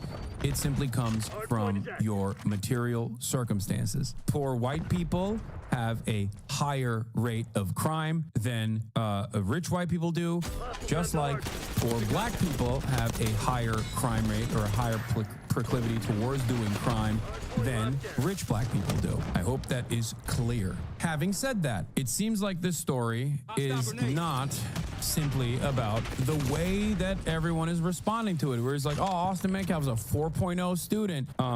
Not to say that his twin brother is not a victim in this circumstance, because of course he is. He died, okay? He was killed. He died. There was this kid, before I knew his name now, this kid was sitting under our tent at track. We asked him to move. He started getting aggressive and talking reckless. I'm sorry, but Asians were super poor as well, and you almost never see them killing anyone, even in the past. So I'm sorry to say race education matters. 6-month subscriber literally saying that there is racial disparity and it's not about finances. No, that's not true. You're just wrong. You're insanely racist and wrong. That's just your opinion. I hope you understand that. Amazing. Asians are a racist favorite wedge. I know. Let's continue. And my brother stepped in and said, "You need to move." And he's like, "Make me move." Also grabbed his backpack. This kid, I tried to whip around as fast as I could, but I didn't see the stab. But then I hooked my mouth. Yeah, Chatter never heard about the triads or any sort of like gang activity when people were forced into. Dude, my Asian parents come in Europe with €0 in their pocket and no one of them ever commit any crimes. Dude, the notion that a consistently dominated ethnic minority that is relegated to the black market for survival is not going to engage in criminal actions or even engage in violent criminal actions is fucking idiotic. You are wrong. There are gangs of every racial minority and and of course the racial majority as well. This doesn't mean anything. You have to examine how this happens, why this happens, and it's not because of their genetic predetermined destiny, unless you are a psychopath who believes in debunked race science in 2025. This is an idiotic argument to make. It's just your own personal feelings. Talking about your parents. Okay, yeah, your parents didn't have money and they didn't do any sort of criminal acts. That's great. I love that. That's wonderful. That's not what we're talking about here. We're talking about statistics. Also, your parents didn't commit any crimes seemingly, but they still failed in raising a normal, competent son. No, look at my brother, and I'm not going to talk about it. So you're just saying socio-factors? That's your explanation? No, man, that's not just, you can't just say socio-factors when talking about sociological predeterminations being made. Just shortening it doesn't change it into something irrelevant. Yes, your material conditions are what dictates, with the exception of antisocial personality disorder related crimes or like childhood trauma. And even then you can point that back to your material circumstances. The large majority, if not damn near entirety of crimes are born out of poverty, born out of your material circumstances. And I'm not saying that you're, going out and doing a rape because you were poor and it's to get you out of your poverty. That's not my argument. My argument is that if you are born without any sort of social safety nets, If you're born into a single parent household, no social safety nets, no educational attainment opportunities, no job opportunities, you are more likely to do crimes, and it does not matter what race you are. This is why I very clearly said there's a higher likelihood for poor white people to do violent crimes than rich black people. There is a higher likelihood for poor white people to do crimes than rich white people. There is a higher likelihood for poor black people to do crimes than rich black people and rich white people. That's it. It's that simple. And this isn't exactly reinventing the wheel. This is something that I feel like people basically figured out when they figured out the invention of the wheel. I disagree. It's about culture. Oh my God. We haven't had you're just copium right now. I'm sorry, bro. White male here. Oh my God. I didn't realize. I haven't had this conversation in quite a while. Or maybe it's because Asmongold is probably not doing politics anymore. But this is insane. No, it is not about culture. Black culture is the most consumed culture in the United States of America. Are you saying that black culture, which is more often than not consumed by white people, just simply telegraphing violence to black people more than it is to white people? Or do you think there's a different set of circumstances here? I think it's important to clarify to people that we're not just saying people commit crimes because they need money. Yes, I'm not saying that. That's why I gave the example of, like, people don't do rape because they're simply because they're poor and this is their way to make money. That's not what I'm saying. I'm saying that the likelihood that you will do a violent crime skyrockets when your material circumstances are dog shit and you have no social safety nets and you have no pathway for a better future. They need money. Years of poverty and lack of proper resource can breed antisocial behaviors. Exactly. That's the point. At the end of the day, the culture argument is just a coward's way of making the race argument. Everybody consumes black culture. So what are you trying to say? You think white people, poor white people seemingly consume more black culture? Is that what it is than rich white people? Is that why that same dynamic exists? Or is it because of their financial circumstances? Anyway, that's not the only problem here. Yeah. I hate the culture argument, the cultural argument. Black people have been consistently underserved systematically by the American government, and people still go, oh, it's the culture. Shut the fuck up. About the rest, so just that's just what I saw. And I try to help them, but it was just senseless.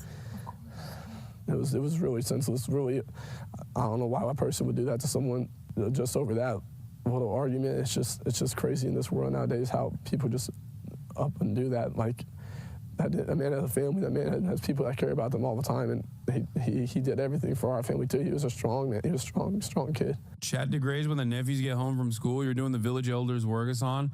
It's important for me to teach the nephews not to be fucking racist because they haven't learned this lesson yet. Beyond material inequality, there's also the effect of over-policing. Yes, you're absolutely correct. That has on crime statistics. If you have 50 officers policing a neighborhood and compare that to a neighborhood with 5 police officers, you would expect that the crime statistics in the first neighborhood to show higher crime without that actually being the case. There's also a sentencing disparity amongst black people in comparison to white people. White people and black people, when in areas that have measured this, consume drugs at the same rate, and yet black people are caught at a higher rate and also prosecuted with longer sentences for the same exact crimes as white people. So all of this is an endless cycle of undermining black people in this country. And instead of analyzing and pouring through all of this data, the dumbest Republican you know will go, that's just woke bullshit, brother. I don't care. Yeah, facts don't care about your feelings, right? Except, you know, you're making a Fifi's argument. Your feelings tell you that this is the case. Facts, on the other hand, explain a very different story. Anyway, this is a powder keg for race baiting bullshit for all the worst white supremacist monsters out there who are desperately looking for a story to focus on. Even if, for the record, this black teenager unjustifiably went up and stabbed a white teenager, if you extrapolate any additional information about the entirety of the black population, you're just trying to justify your racist predetermination. You've already arrived at that conclusion before the story came out, and you're just trying to make other people agree with you by pointing to the story. White people, white men in particular, comprise 74% of convictions on the procurement and creation of child sexual abuse material and child pornography. This does not mean that every white man is doing child pornography. Nobody ever assumes that every white man is engaging in child pornography. Now, chatters, when I mention this, will jokingly say, I do, but that's the difference, right? That's a joke because white men are the domineering force in American society, at least throughout American history. They are the in-group. They are the power group. So making a joke at the expense of white men is like making a joke at the expense of straight people. It's not the same as shitting on gay people. That's the difference between gay pride and straight pride. That's the difference between black pride and white pride. Very difficult dynamic to explain to people who go, well, the Merriam-Webster's definition for racism means, you know, any kind of discouragement or whatever against people by creed of, you know, the color of their skin. So I got you. It's like, yeah, okay, you got me. All right, yes, the Webster's definition is not as appropriate to use when we're making sociological determinations. Anyway. Taking C. Ladies and gentlemen, Nathan Tank is in the building. Hello. Hi. Well, today's the day. Today's the crazy day. Yeah, I've been cribbing your famous tweet about being a leftist is just about being right but too early over and over again, and I'm happy to finally have you on the broadcast. So let's get started. Let's address the elephant in the room. What the fuck's going on? The markets are recovering. They're rebounding. Yesterday they were falling apart. Lots of green today. Lots of red yesterday. Is this fake? Is money fake? Money's not fake, but it is fragile, and it's a lot more fragile than people sometimes think it is. And certainly, apparently, the people who have been put at the top of federal government do not understand how fragile it is. There's so much details that we can go through. You know, from my point of view, this is the 69th day of the Trump-Musk payments crisis. Originally, the Trump-Musk Treasury payments crisis, but after some other stuff about New York City we can maybe get to later, I've just been calling it the Trump-Musk payments crisis. I've done 21 pieces, all kind of long and involved in the last 69 days. So there's a lot of detail, but the big picture I would say is the terror, the fear, the instability, and the emotional turmoil that people experience, you know, having gone in the first Trump administration, but then really with the second Trump administration and these wild moves, disappearing people for pro-Palestinian speech, disappearing people because they're allegedly part of a gang when they actually have just a tattoo honoring their autistic brother. Like, you know, all that sort of fear and instability that millions and millions of Americans and people around the world have been feeling about the second Trump administration, Wall Street and the stock market was mostly indifferent to. You know, the stock market was kept doing well in crazy news. You know, a constitutional crisis, a foundational, snatching the power of the purse from Congress. We can talk about what that means later, but like these foundational, fundamental things, 1,000 different crazy stories, and the stock market just sort of kind of sailed on. And then it was only as Doomsday, or as Trump says, Liberation Day, started approaching that conversations about tariffs and, oh wait, maybe they're actually serious about this, started bubbling up. But for the most part, they've been able to hold strong, believe the Fed will figure it out, or, you know, they'll back off. There's all these business schools that are in charge, that are actually in charge, and everything's going to be fine.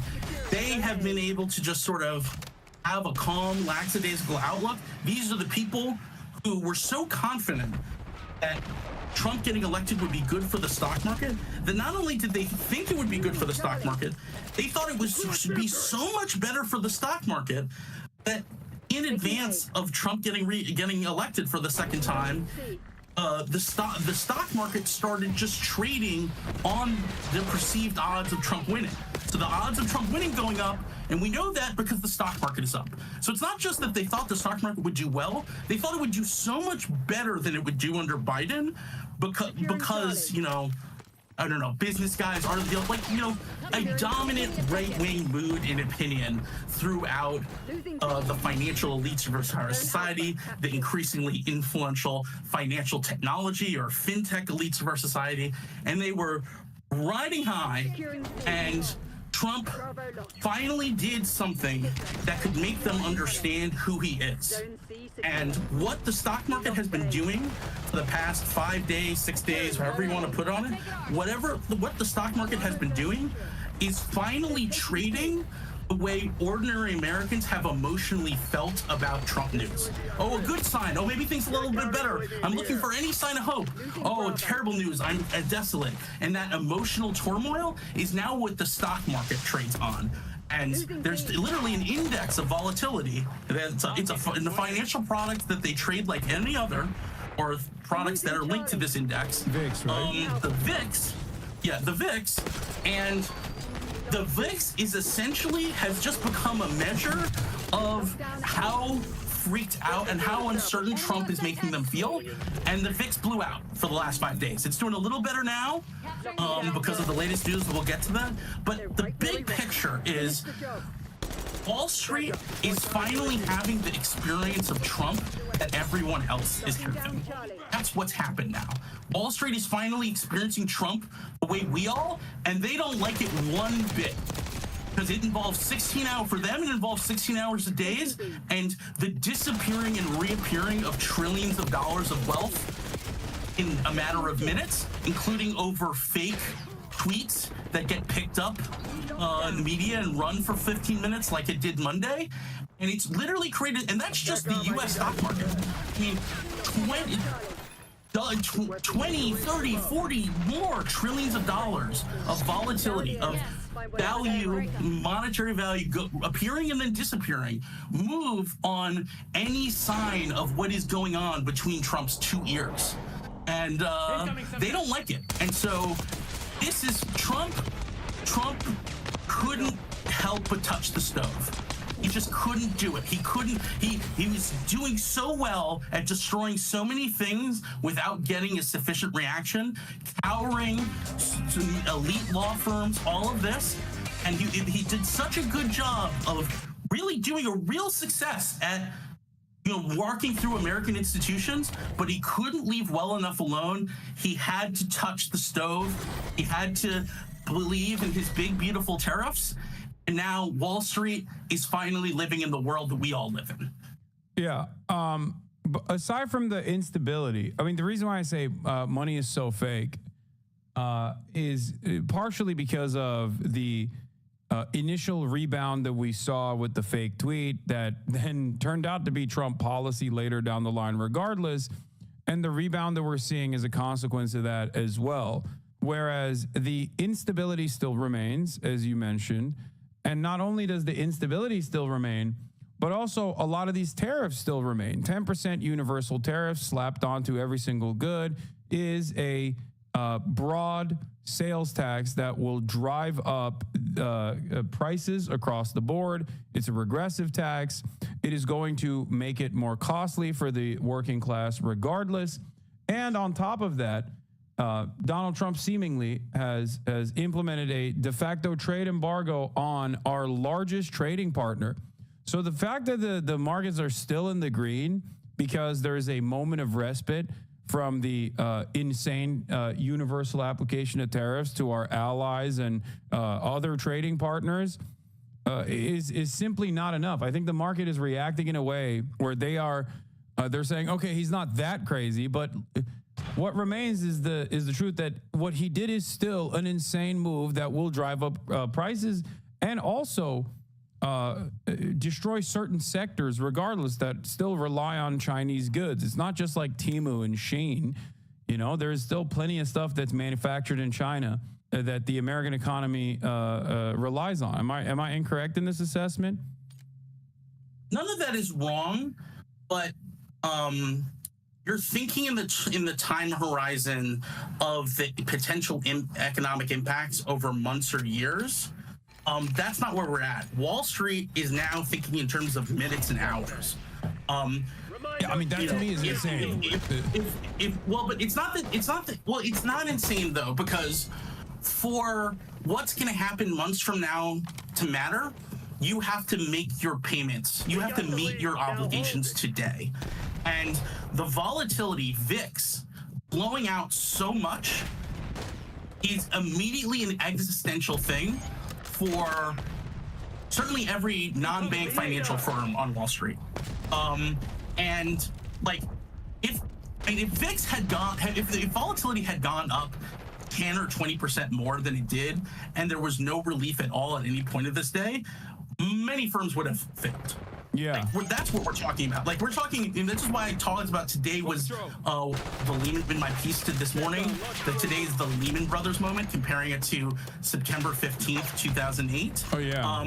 You know, there were positive moments that came on subsequent to that, but it was still months of calamity, and everyone on Wall Street knew definitively, okay, this is not something that's going away. It's here to stay. And that's what today was. And so, you know, there are complex, you know, it's not just like one person or a few people trading. They are institutions.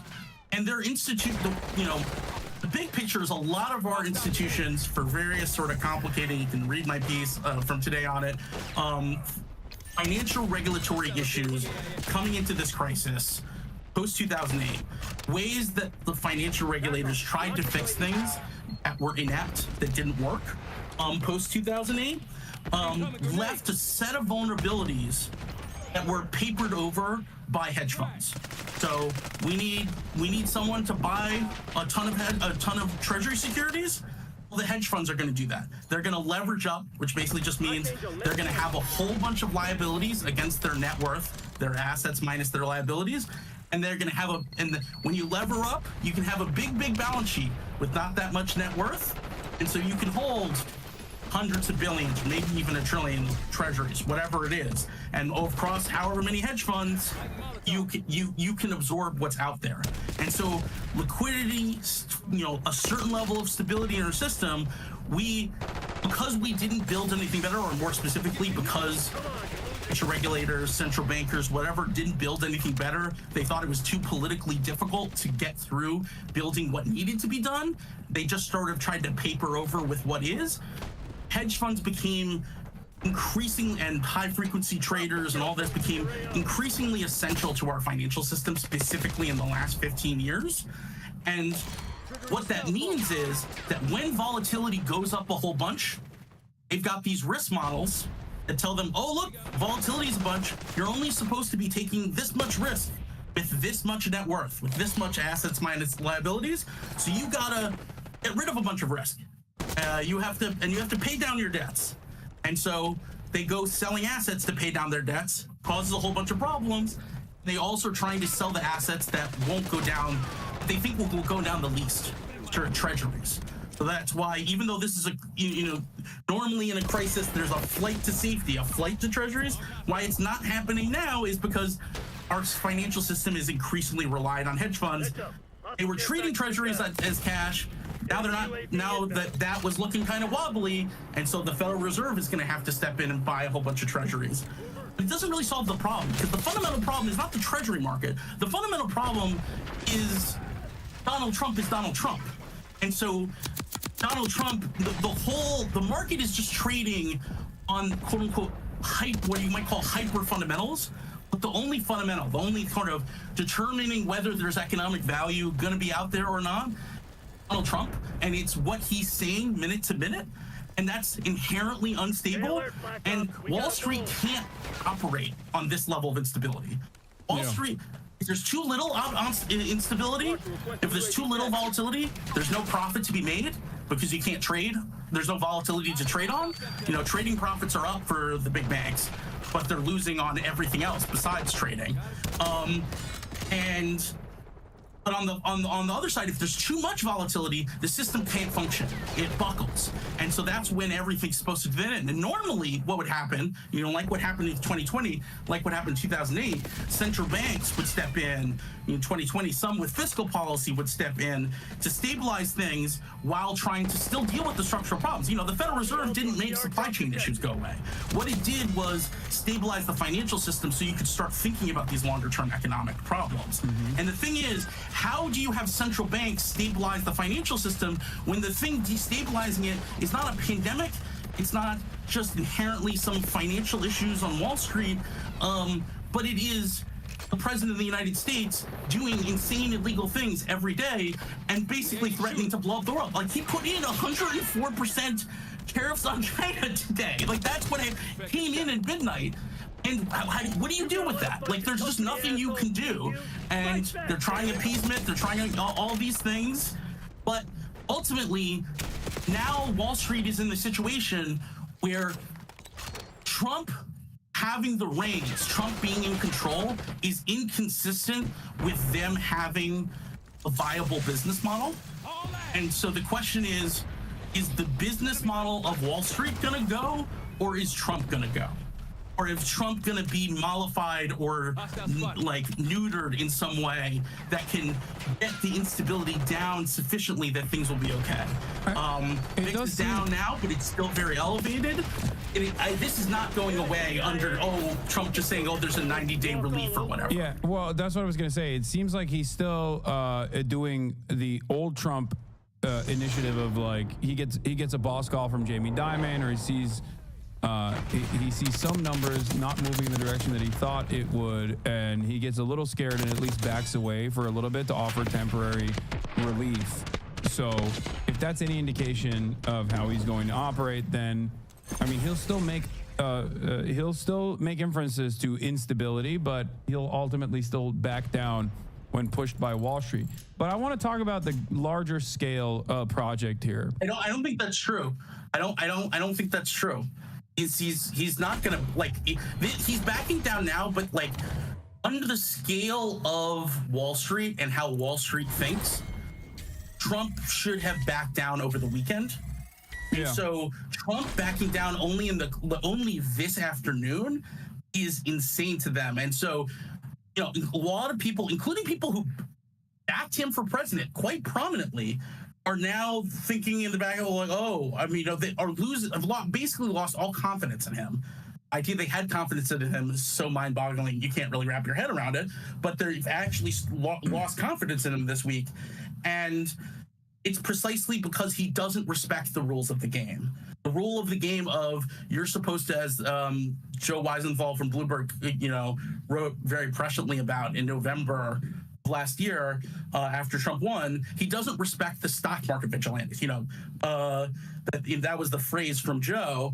And the stock market vigilantes are supposed to be what disciplines him, and Trump doesn't respect that. And it seems like the amount of pressure, the amount of behind the scenes cajoling and arguing, and just pressure just from the behavior of the stock market to get Trump to back down to the extent that he's backed down. And as you're pointing out, he has not fully backed down. Like, the stock market is up today just because it's better than the situation before he backed down. And then there's some glimmer of hope that maybe he'll back down further. And that's getting priced in a little bit. But things are so erratic that, like, it's hard to think that really there's any sort of, like, information being, like, or conventional wisdom being priced in much at all. It's just frantic trading up, down, trading up, down. We could go in tomorrow and the stock market could crash like 6% on some new news overnight from Trump, or some new thinking or whatever. The crisis from Wall Street's point of view is precisely that Trump, he will not kowtow to the stock market vigilantes. And the combination of you won't kowtow to the stock market vigilantes, and you're going to cause so much instability that if the instability above a certain point, which they very could easily hit over the next week, that a number of firms are just going to straight up fail. A dozen Lehman Brothers, then that's an existential question for them that then becomes an existential question for Trump. Yeah. Okay. So let's talk about a grand design here, because I do believe that in spite of all the chaos and instability, there is a method to the madness in terms of America moving in the direction of global trade. I think it's still a failure, and it will inevitably yield an economic collapse. But I think that the things that the Trump administration has signaled that they're interested in doing in terms of decoupling the United States from our largest trading partner and potentially devaluing the dollar on the global stage, the 5-point plan basically that was presented by like what our foreign adversaries and foreign allies alike must do, I think is the reason as to why he's wielding these tariffs as a weapon. It has nothing to do with tariffs at all. Tariffs are just simply the point of contention. It's just the entry point into the conversation. It's more so the weapon he's wielding to break global trade, if you will, in an effort to advance what he believes is the underlying change in global trade across the board, where America becomes more of a manufacturing hub and develops its manufacturing output and moves away from reliance on or over-reliance on China. And in the process, obviously, you need to devalue the American currency. This is the Yanis Varoufakis analysis on the matter. And I think it's like, I think that's what they're trying to do. I don't think they're going to be successful, but I think that is what they're trying to do. And they're trying to do that without any sort of initiative to build a base of manufacturing, to build the infrastructure necessary, and simply assuming that this can happen overnight or this can happen without any sort of serious investment from the public sector and by bullying foreign capital and supranational capital class to come back to the United States and just like dump boatloads of money instead of just waiting out the storm and the volatility. What do you have to say to that? Well, I do think it's true that a ton of the most powerful, richest people, in the Trump orbit, including Trump himself, are rabidly anti-China. I don't think there's any method in the madness. I think it's just madness. I think if I had one message to other leftists, is you need to lose the remaining confidence you have in the American ruling class. And I know many people are going to hear that and go, what do you mean? I don't have any confidence in the American ruling class. If you believe there's a method in the madness, then you still have touchingly naive confidence in the American ruling class. There's just madness. In November 2024, if I would ask you, son, November 2024, what you thought that the top concern, the top global problem that American financial elites predominantly believed existed in the world, including, Silicon Valley tech. What the dominant problem in November 2024 was, what would you say? From American perspective? From just generally, their jaundiced elite view of what the biggest world problem there is. I don't know, immigration, I guess, but I don't agree with that in general, or inflation. The number one issue is, from their point of view, is falling birth rates. Fertility, falling global birth rates is the number one world problem that they thought we had. And I can tell you, I know this very specifically. I went to a conference the first week, Chatham House, you can't attribute remarks to specific people conference, with a lot of very elite people in this society. And overwhelmingly, number one was falling birth rates and, not having enough children, i.e. white children, for replacement of population in the industrialized world, or quote unquote, read Europe and United States, maybe throw Japan in there if they're generous, and AI destroying the world, essentially. They do believe that stuff. You might think, oh, that's just some crazy stuff they sell on TV or on Twitter. They believe that stuff. That's what they thought the two biggest problems in the world were, predominantly. Now, obviously not every single one, but the conventional wisdom among them, those were the top two problems in the world.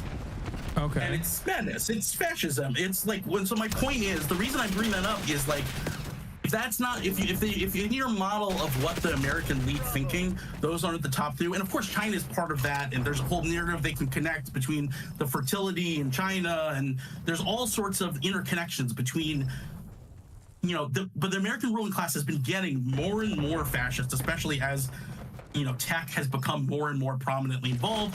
Tech got really fascist in the pandemic and reacted really negatively to being challenged in the workplace, and also Lena Khan and challenging mergers. Like, I'm dead serious. And also Gary Gensler regulating crypto too much. I'm not kidding.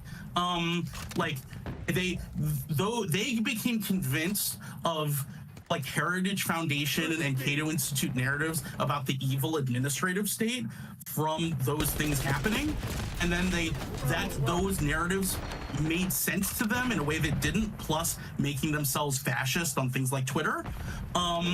And then they became convinced, oh yeah, the thing we need to do is to cut to the bone. We need the evil thing is the administrative state, and we need to get rid of it. And that's Doge, that's payments impoundment, that's firing everyone. That's the through line of everything. Pandemic because you're getting challenged by those annoying DEI employees who have too much power because they actually have skills, and at the same time, the evil Biden administration is too leftist and anti-corporate. This is what they think, and goes after your mergers and everything. There must be this evil administrative state that we need to dismantle and get out of our way, and we'll unleash growth in America. This really is how these people think. They are that out to lunch. There is no method. I understand that. They're stupid, and they believe their own lies in general. That much I know. I mean, I've been around rich people. I know how stupid they can get, and also Elon Musk himself, I think, is a pretty great, pretty public version of that, where you have the wealthiest person on the planet describing exactly the things that you're talking about and demonstrating his stupidity on a daily basis.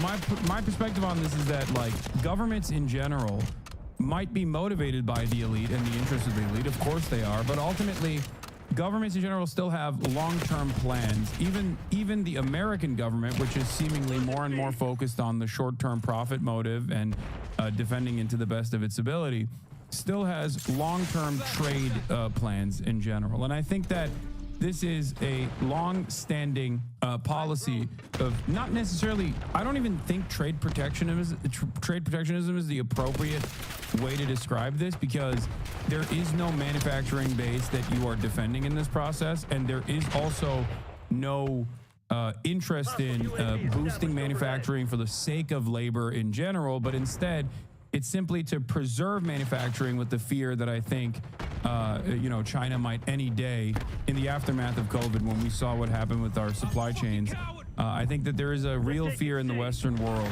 that China does not play by the rules in terms of global trade. This is something that they repeat and reiterate over and over again. And what they actually mean is that China has a command economy and are subsidizing their output far too much and making it impossible to compete against, and destroying domestic manufacturing in specific European countries and also in America as well. And those are the things that they do complain about. Like Ursula von der Leyen a year ago came out and complained about Chinese electric vehicles entering the European market, making it impossible for EU car manufacturers to compete with said Chinese vehicles, because they were, in their words, cheating. They were not playing by the rules designed by the World Trade Organization. They were not playing by the rules. They were not abiding by the rules because they were subsidizing too much, right? I think that this is a real fear that the Western world has, but specifically the United States of America has, because since Deng Xiaoping, it seems as though China has played by the global capitalist order and has beaten Western powers in their own game by offering the treats and the consumable goods at a low price point, and in the process been able to develop itself into a competitive superpower, if not one that is more powerful than America.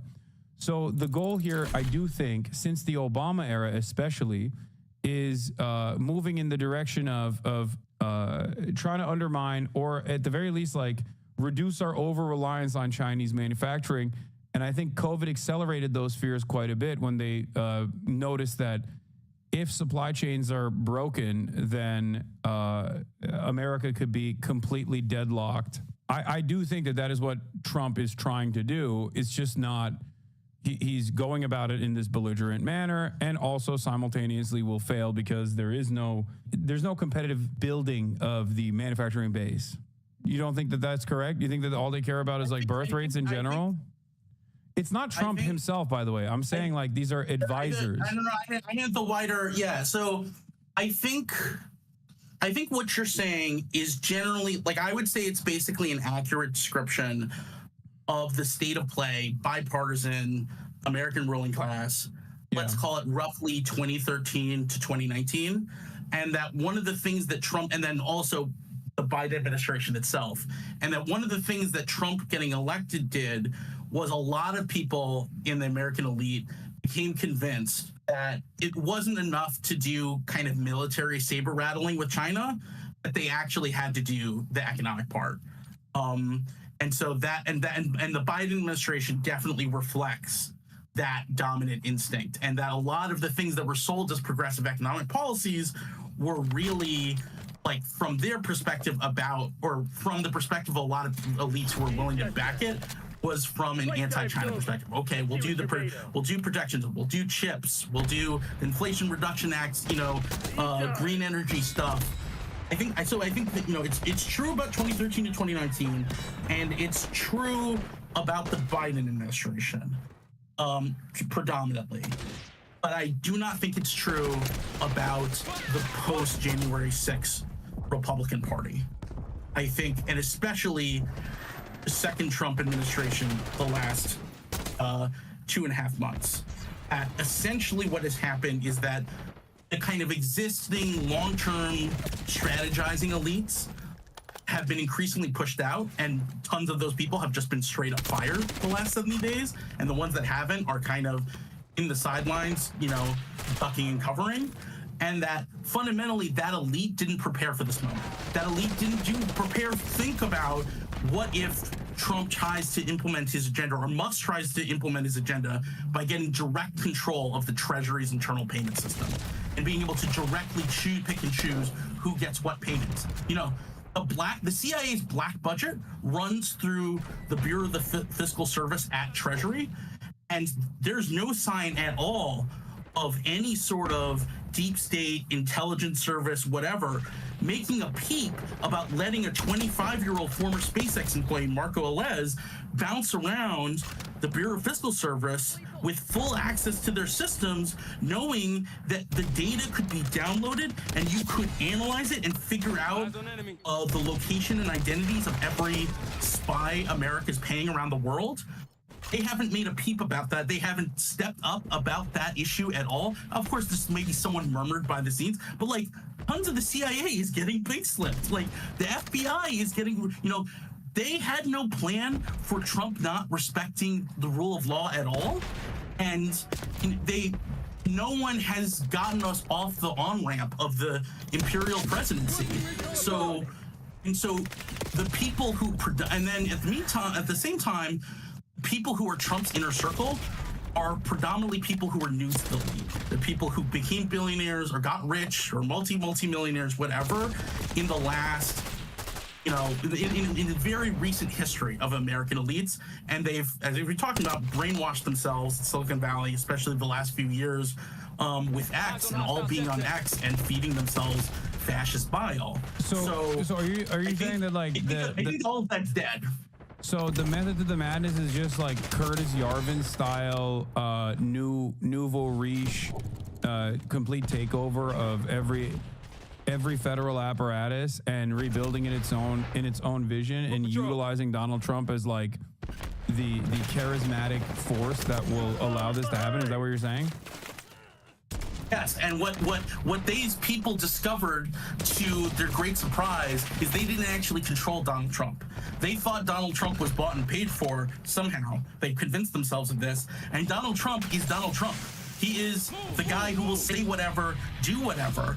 you know, the recent reporting is that Musk has been like desperately trying to get Trump to back off tariffs, and he failed. You know, I mean, he was talking about let him Navarro. destroy any administrative agency. They would let him destroy any administrative agency, but he can't actually get him not to do the tariffs. And so what these people are discovering, the people who wanted to gut the administrative state and essentially replace the administrative state with Silicon Valley and Palantir and all this shit, and like, you know, end democracy in the United States, they discovered they didn't actually control the figurehead, and the figurehead, as you know, addled as he is still in some sense in charge, and they are now on the wrong side of him blowing up everything.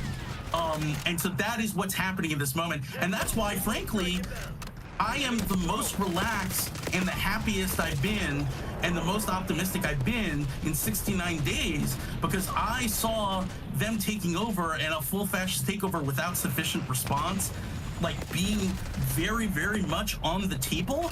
And now Trump, just because he couldn't help but touch the stove, is threatening that alliance that was doing it. And now everyone, including everyone on Wall Street, understands how dangerous this is to them.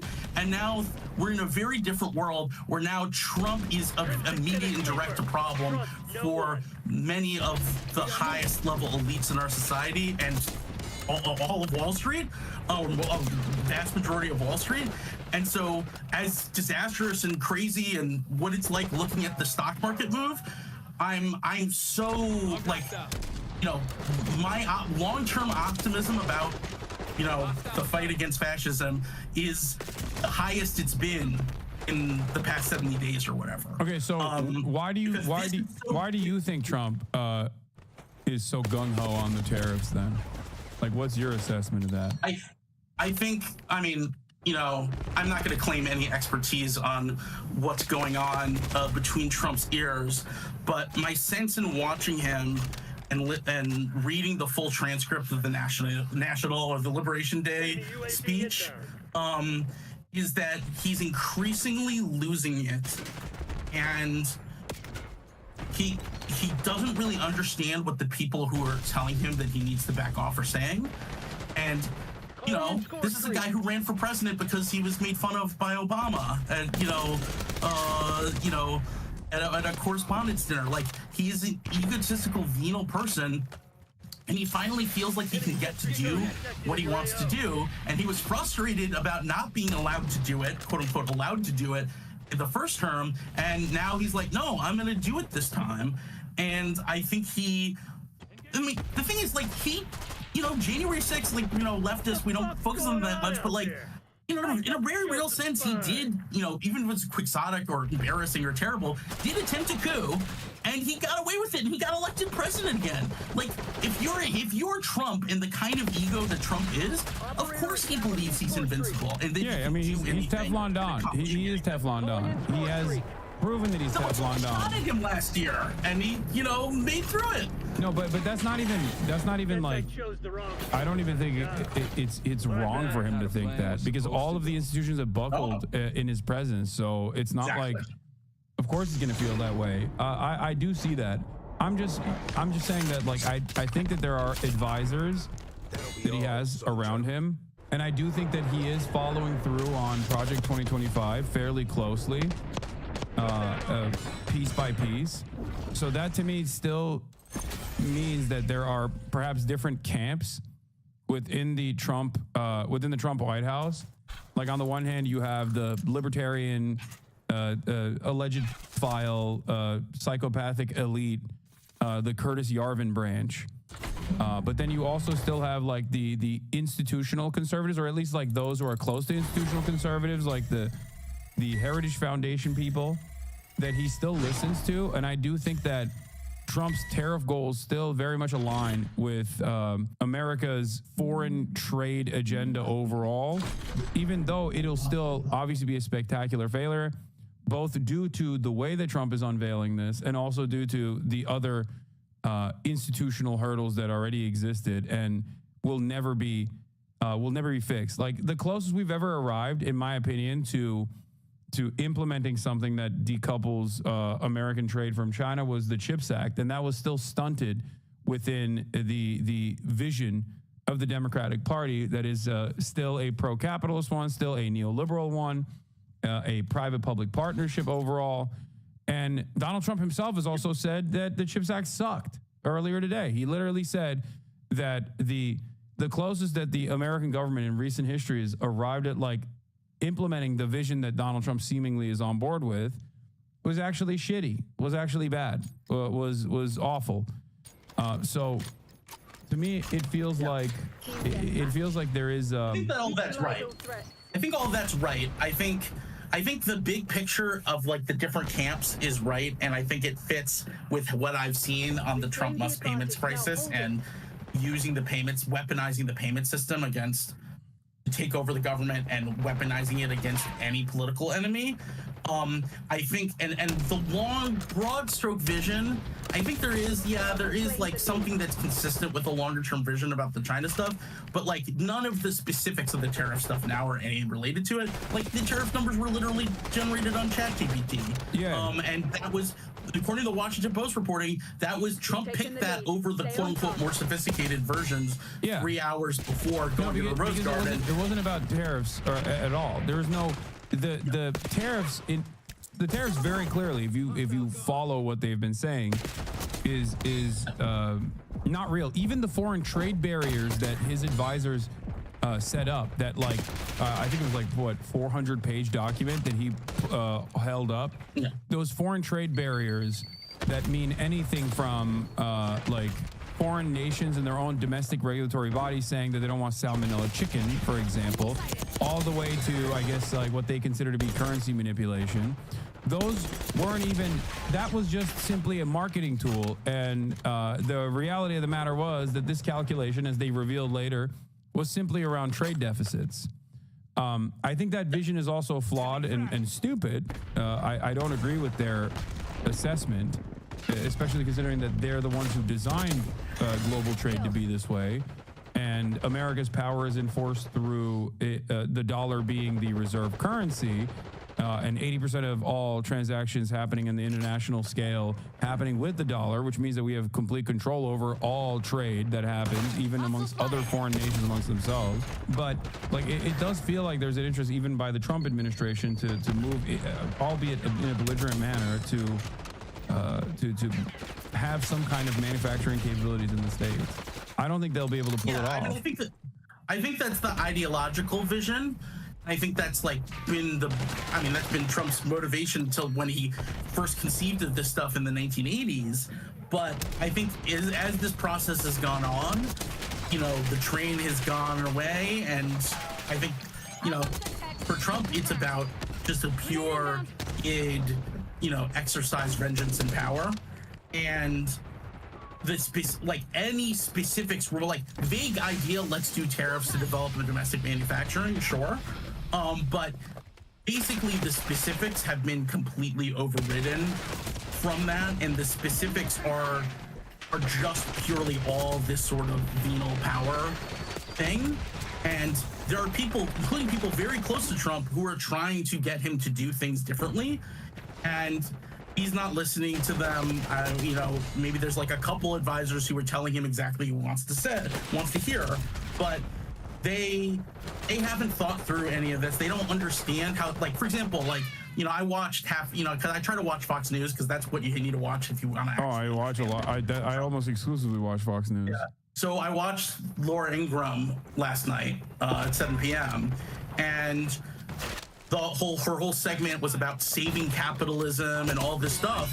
And they're talking about trade deficits like they just discovered them. And they're like, "Ooh, trade deficits, you'll accumulate, they'll accumulate dollars and they'll be able to, buy up America," and pointing out stuff. It's this was a solved problem from American elites 50 years ago. There's a foreign investment committee. The 50th anniversary is next month. That literally went oh, Saudi Arabia, you want to totally buy out American companies? Nope, you can't do that. You can buy little slices of them, but you can't have any control or any power over American corporations just because you have dollars. You know, proper ownership, you can buy out a company and control it. That's for us to decide whether you can do it. Like, these kind of things have been solved problems, and there are other elements of that have made them solve problems, not least of which is you get too out of line, we'll freeze your treasury securities like we did after the invasion of Ukraine with Russia. You know, there's all sorts of aspects. You know, I'm going to be writing about them in the next month, where, yeah, it incredibly favors dollar hegemony, and they don't, like, you know, the sense I have is they don't know very much at all about how these, because this nerd shit. It's nerd shit. Oh, I'm gonna learn how something called CFIUS works and its whole history. I don't want to do that. I'm gonna learn about, like, you know, the Federal Reserve and the Treasury and all their bureaus. Like, it's nerd shit. And yeah, they, like, there's a lot fewer of those nerds bouncing around Trump world than some people might imagine. I do. And so they literally don't understand how advantaged the U.S. is, and how many different apparatuses, including national security apparatuses, that we have, or that the United States has, to use the dollar in its favor. And so they literally do think we're so disadvantaged, and in the process, they're blowing up all of the United States' advantages. Yeah. So let's talk about the future play here. What do you predict is going to happen in the short term, in the next couple of months, specifically in the next 90 days, and then the long-term play here? What do you suspect will happen? I mean, it's these kind of things. We're in a moment like the fall of 2008, and those, you know, that run from September 15th through to, say, late November, December 2008, it's a very tumultuous, unstable, very hard to predict. What I would say is I suspect that we probably are going to have a lull, at least at a certain phase, a continued lull. We'll have, like, pockets of more instability and more sort of freak out, but we'll have a kind of lull for like 10, 11 days. That'll make a lot of people believe that this is going away, and then things will blow up again. But that's just like a total speculation guesstimate. That's not something you can, like, kind of rely on. But, like, these kinds of crises are day-to-day things. Like, once you're in one of these crises, it's very hard to even look out at a horizon of 90 days. So it's going to be a day by day. I mean, I've written a piece each day. I've stayed up to 8 in the morning writing a piece every single day this week. I'm probably going to take tomorrow to crash a little bit, and then write a piece on Friday. We'll see. But, like, this is, like, we are in it now. Like, this is not going to, there'll be lulls, and certain people will start pontificating about how everyone just had their hair on fire too much. Yeah, that's the core of it. And so a century of Chinese dominance. We're just going to be in it. Century of Chinese dominance and Chinese prosperity. January 15th, someone paid me to give a talk, and then at the end, someone walked up to me and asked me, like, where I see things in 2050, and my answer, so sort of flippantly, was 40%, you know, complete global economic collapse, 20% Americans hegemony manages to limp on, 25% China, and then, you know, miscellaneous for all sorts of other weird combinations for the last 15%. And obviously that was very, very flippant. I guess the numbers now, I would put it much more likely Chinese dominance, much less likely US dominance, and more likelihood of just, you know, total global collapse and regionalization of the world. That's just where Perch looks at this incredibly concerning moment, and that might all seem, you know, I mean, this is all without even thinking about what climate change will be at in 25 years. Yeah. So climate change, you know, climate change is also not priced in. Like, they're not even pricing in what Trump and Musk are doing in the payment system. They're not pricing in climate change because the stock market wouldn't function. No financial institution in the world would function if they properly priced in climate change. It's just literally impossible. And so, you know, there's a lot of just sort of no thing will be dominant because there won't be a world system.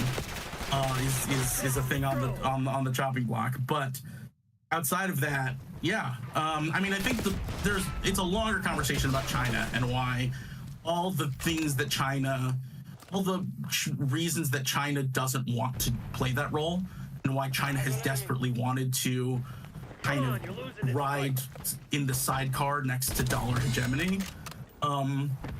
But obviously Trump is making that seem just completely unworkable on a month-to-month basis, let alone 25 years. So what China does as it tries to figure things out, we'll see.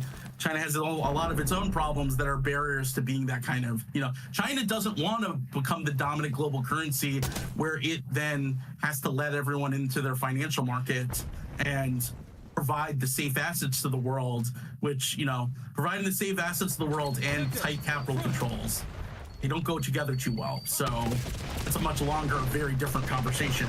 Unless the entire global system changes.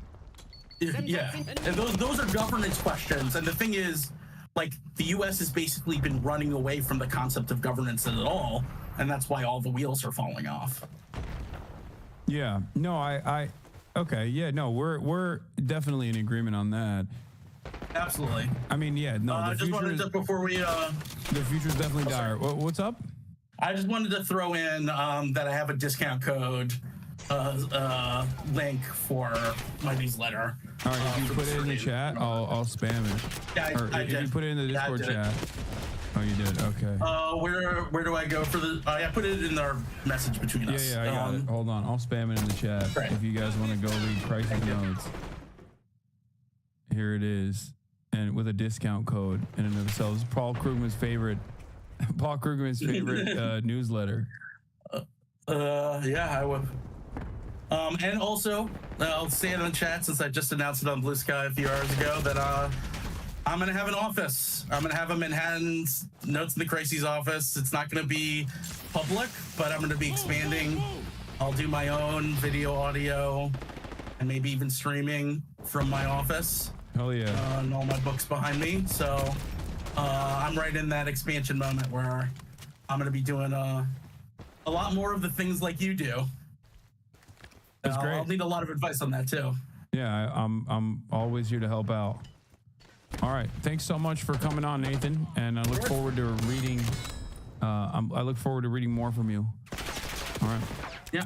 See you soon. Bye. That was Nathan Tankus, ladies and gentlemen. Nathan Tankus, friend of the show. He's very knowledgeable. He's a very smart guy, and I'm happy to have had him on the broadcast. Justice Department bars his lawyers from American Bar Association functions. Yeah, I mean, there's things are.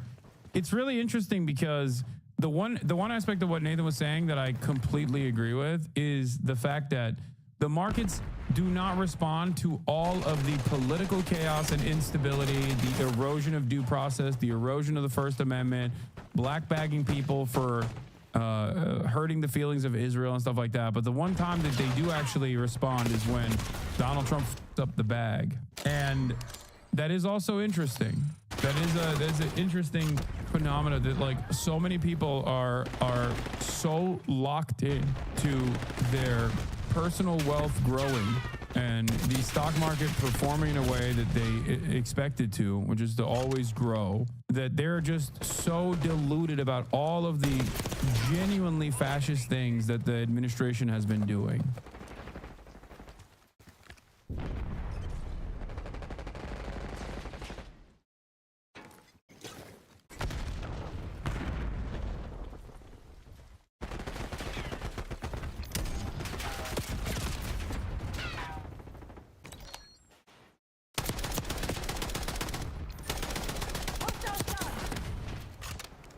Jesse Waters provided us highlights of the cabinet meeting. This is just when you see them all together, it honestly feels like a weird movie. Bad dream. It feels like a weird movie. Like, how did they get these many insane sycophants? Complete incompetence. It's like Ocean's 11, but in the bowels of hell. It feels like that. Put up the image of them all looking at us, right? This is the image you see when you're not getting into heaven. That they're all looking at you like that. It's crazy. Here it is. We're going to go through, and you know, I wonder if they said all hands on deck. We need to make it look like everything's going right here after this week. Edition is off to a hot start.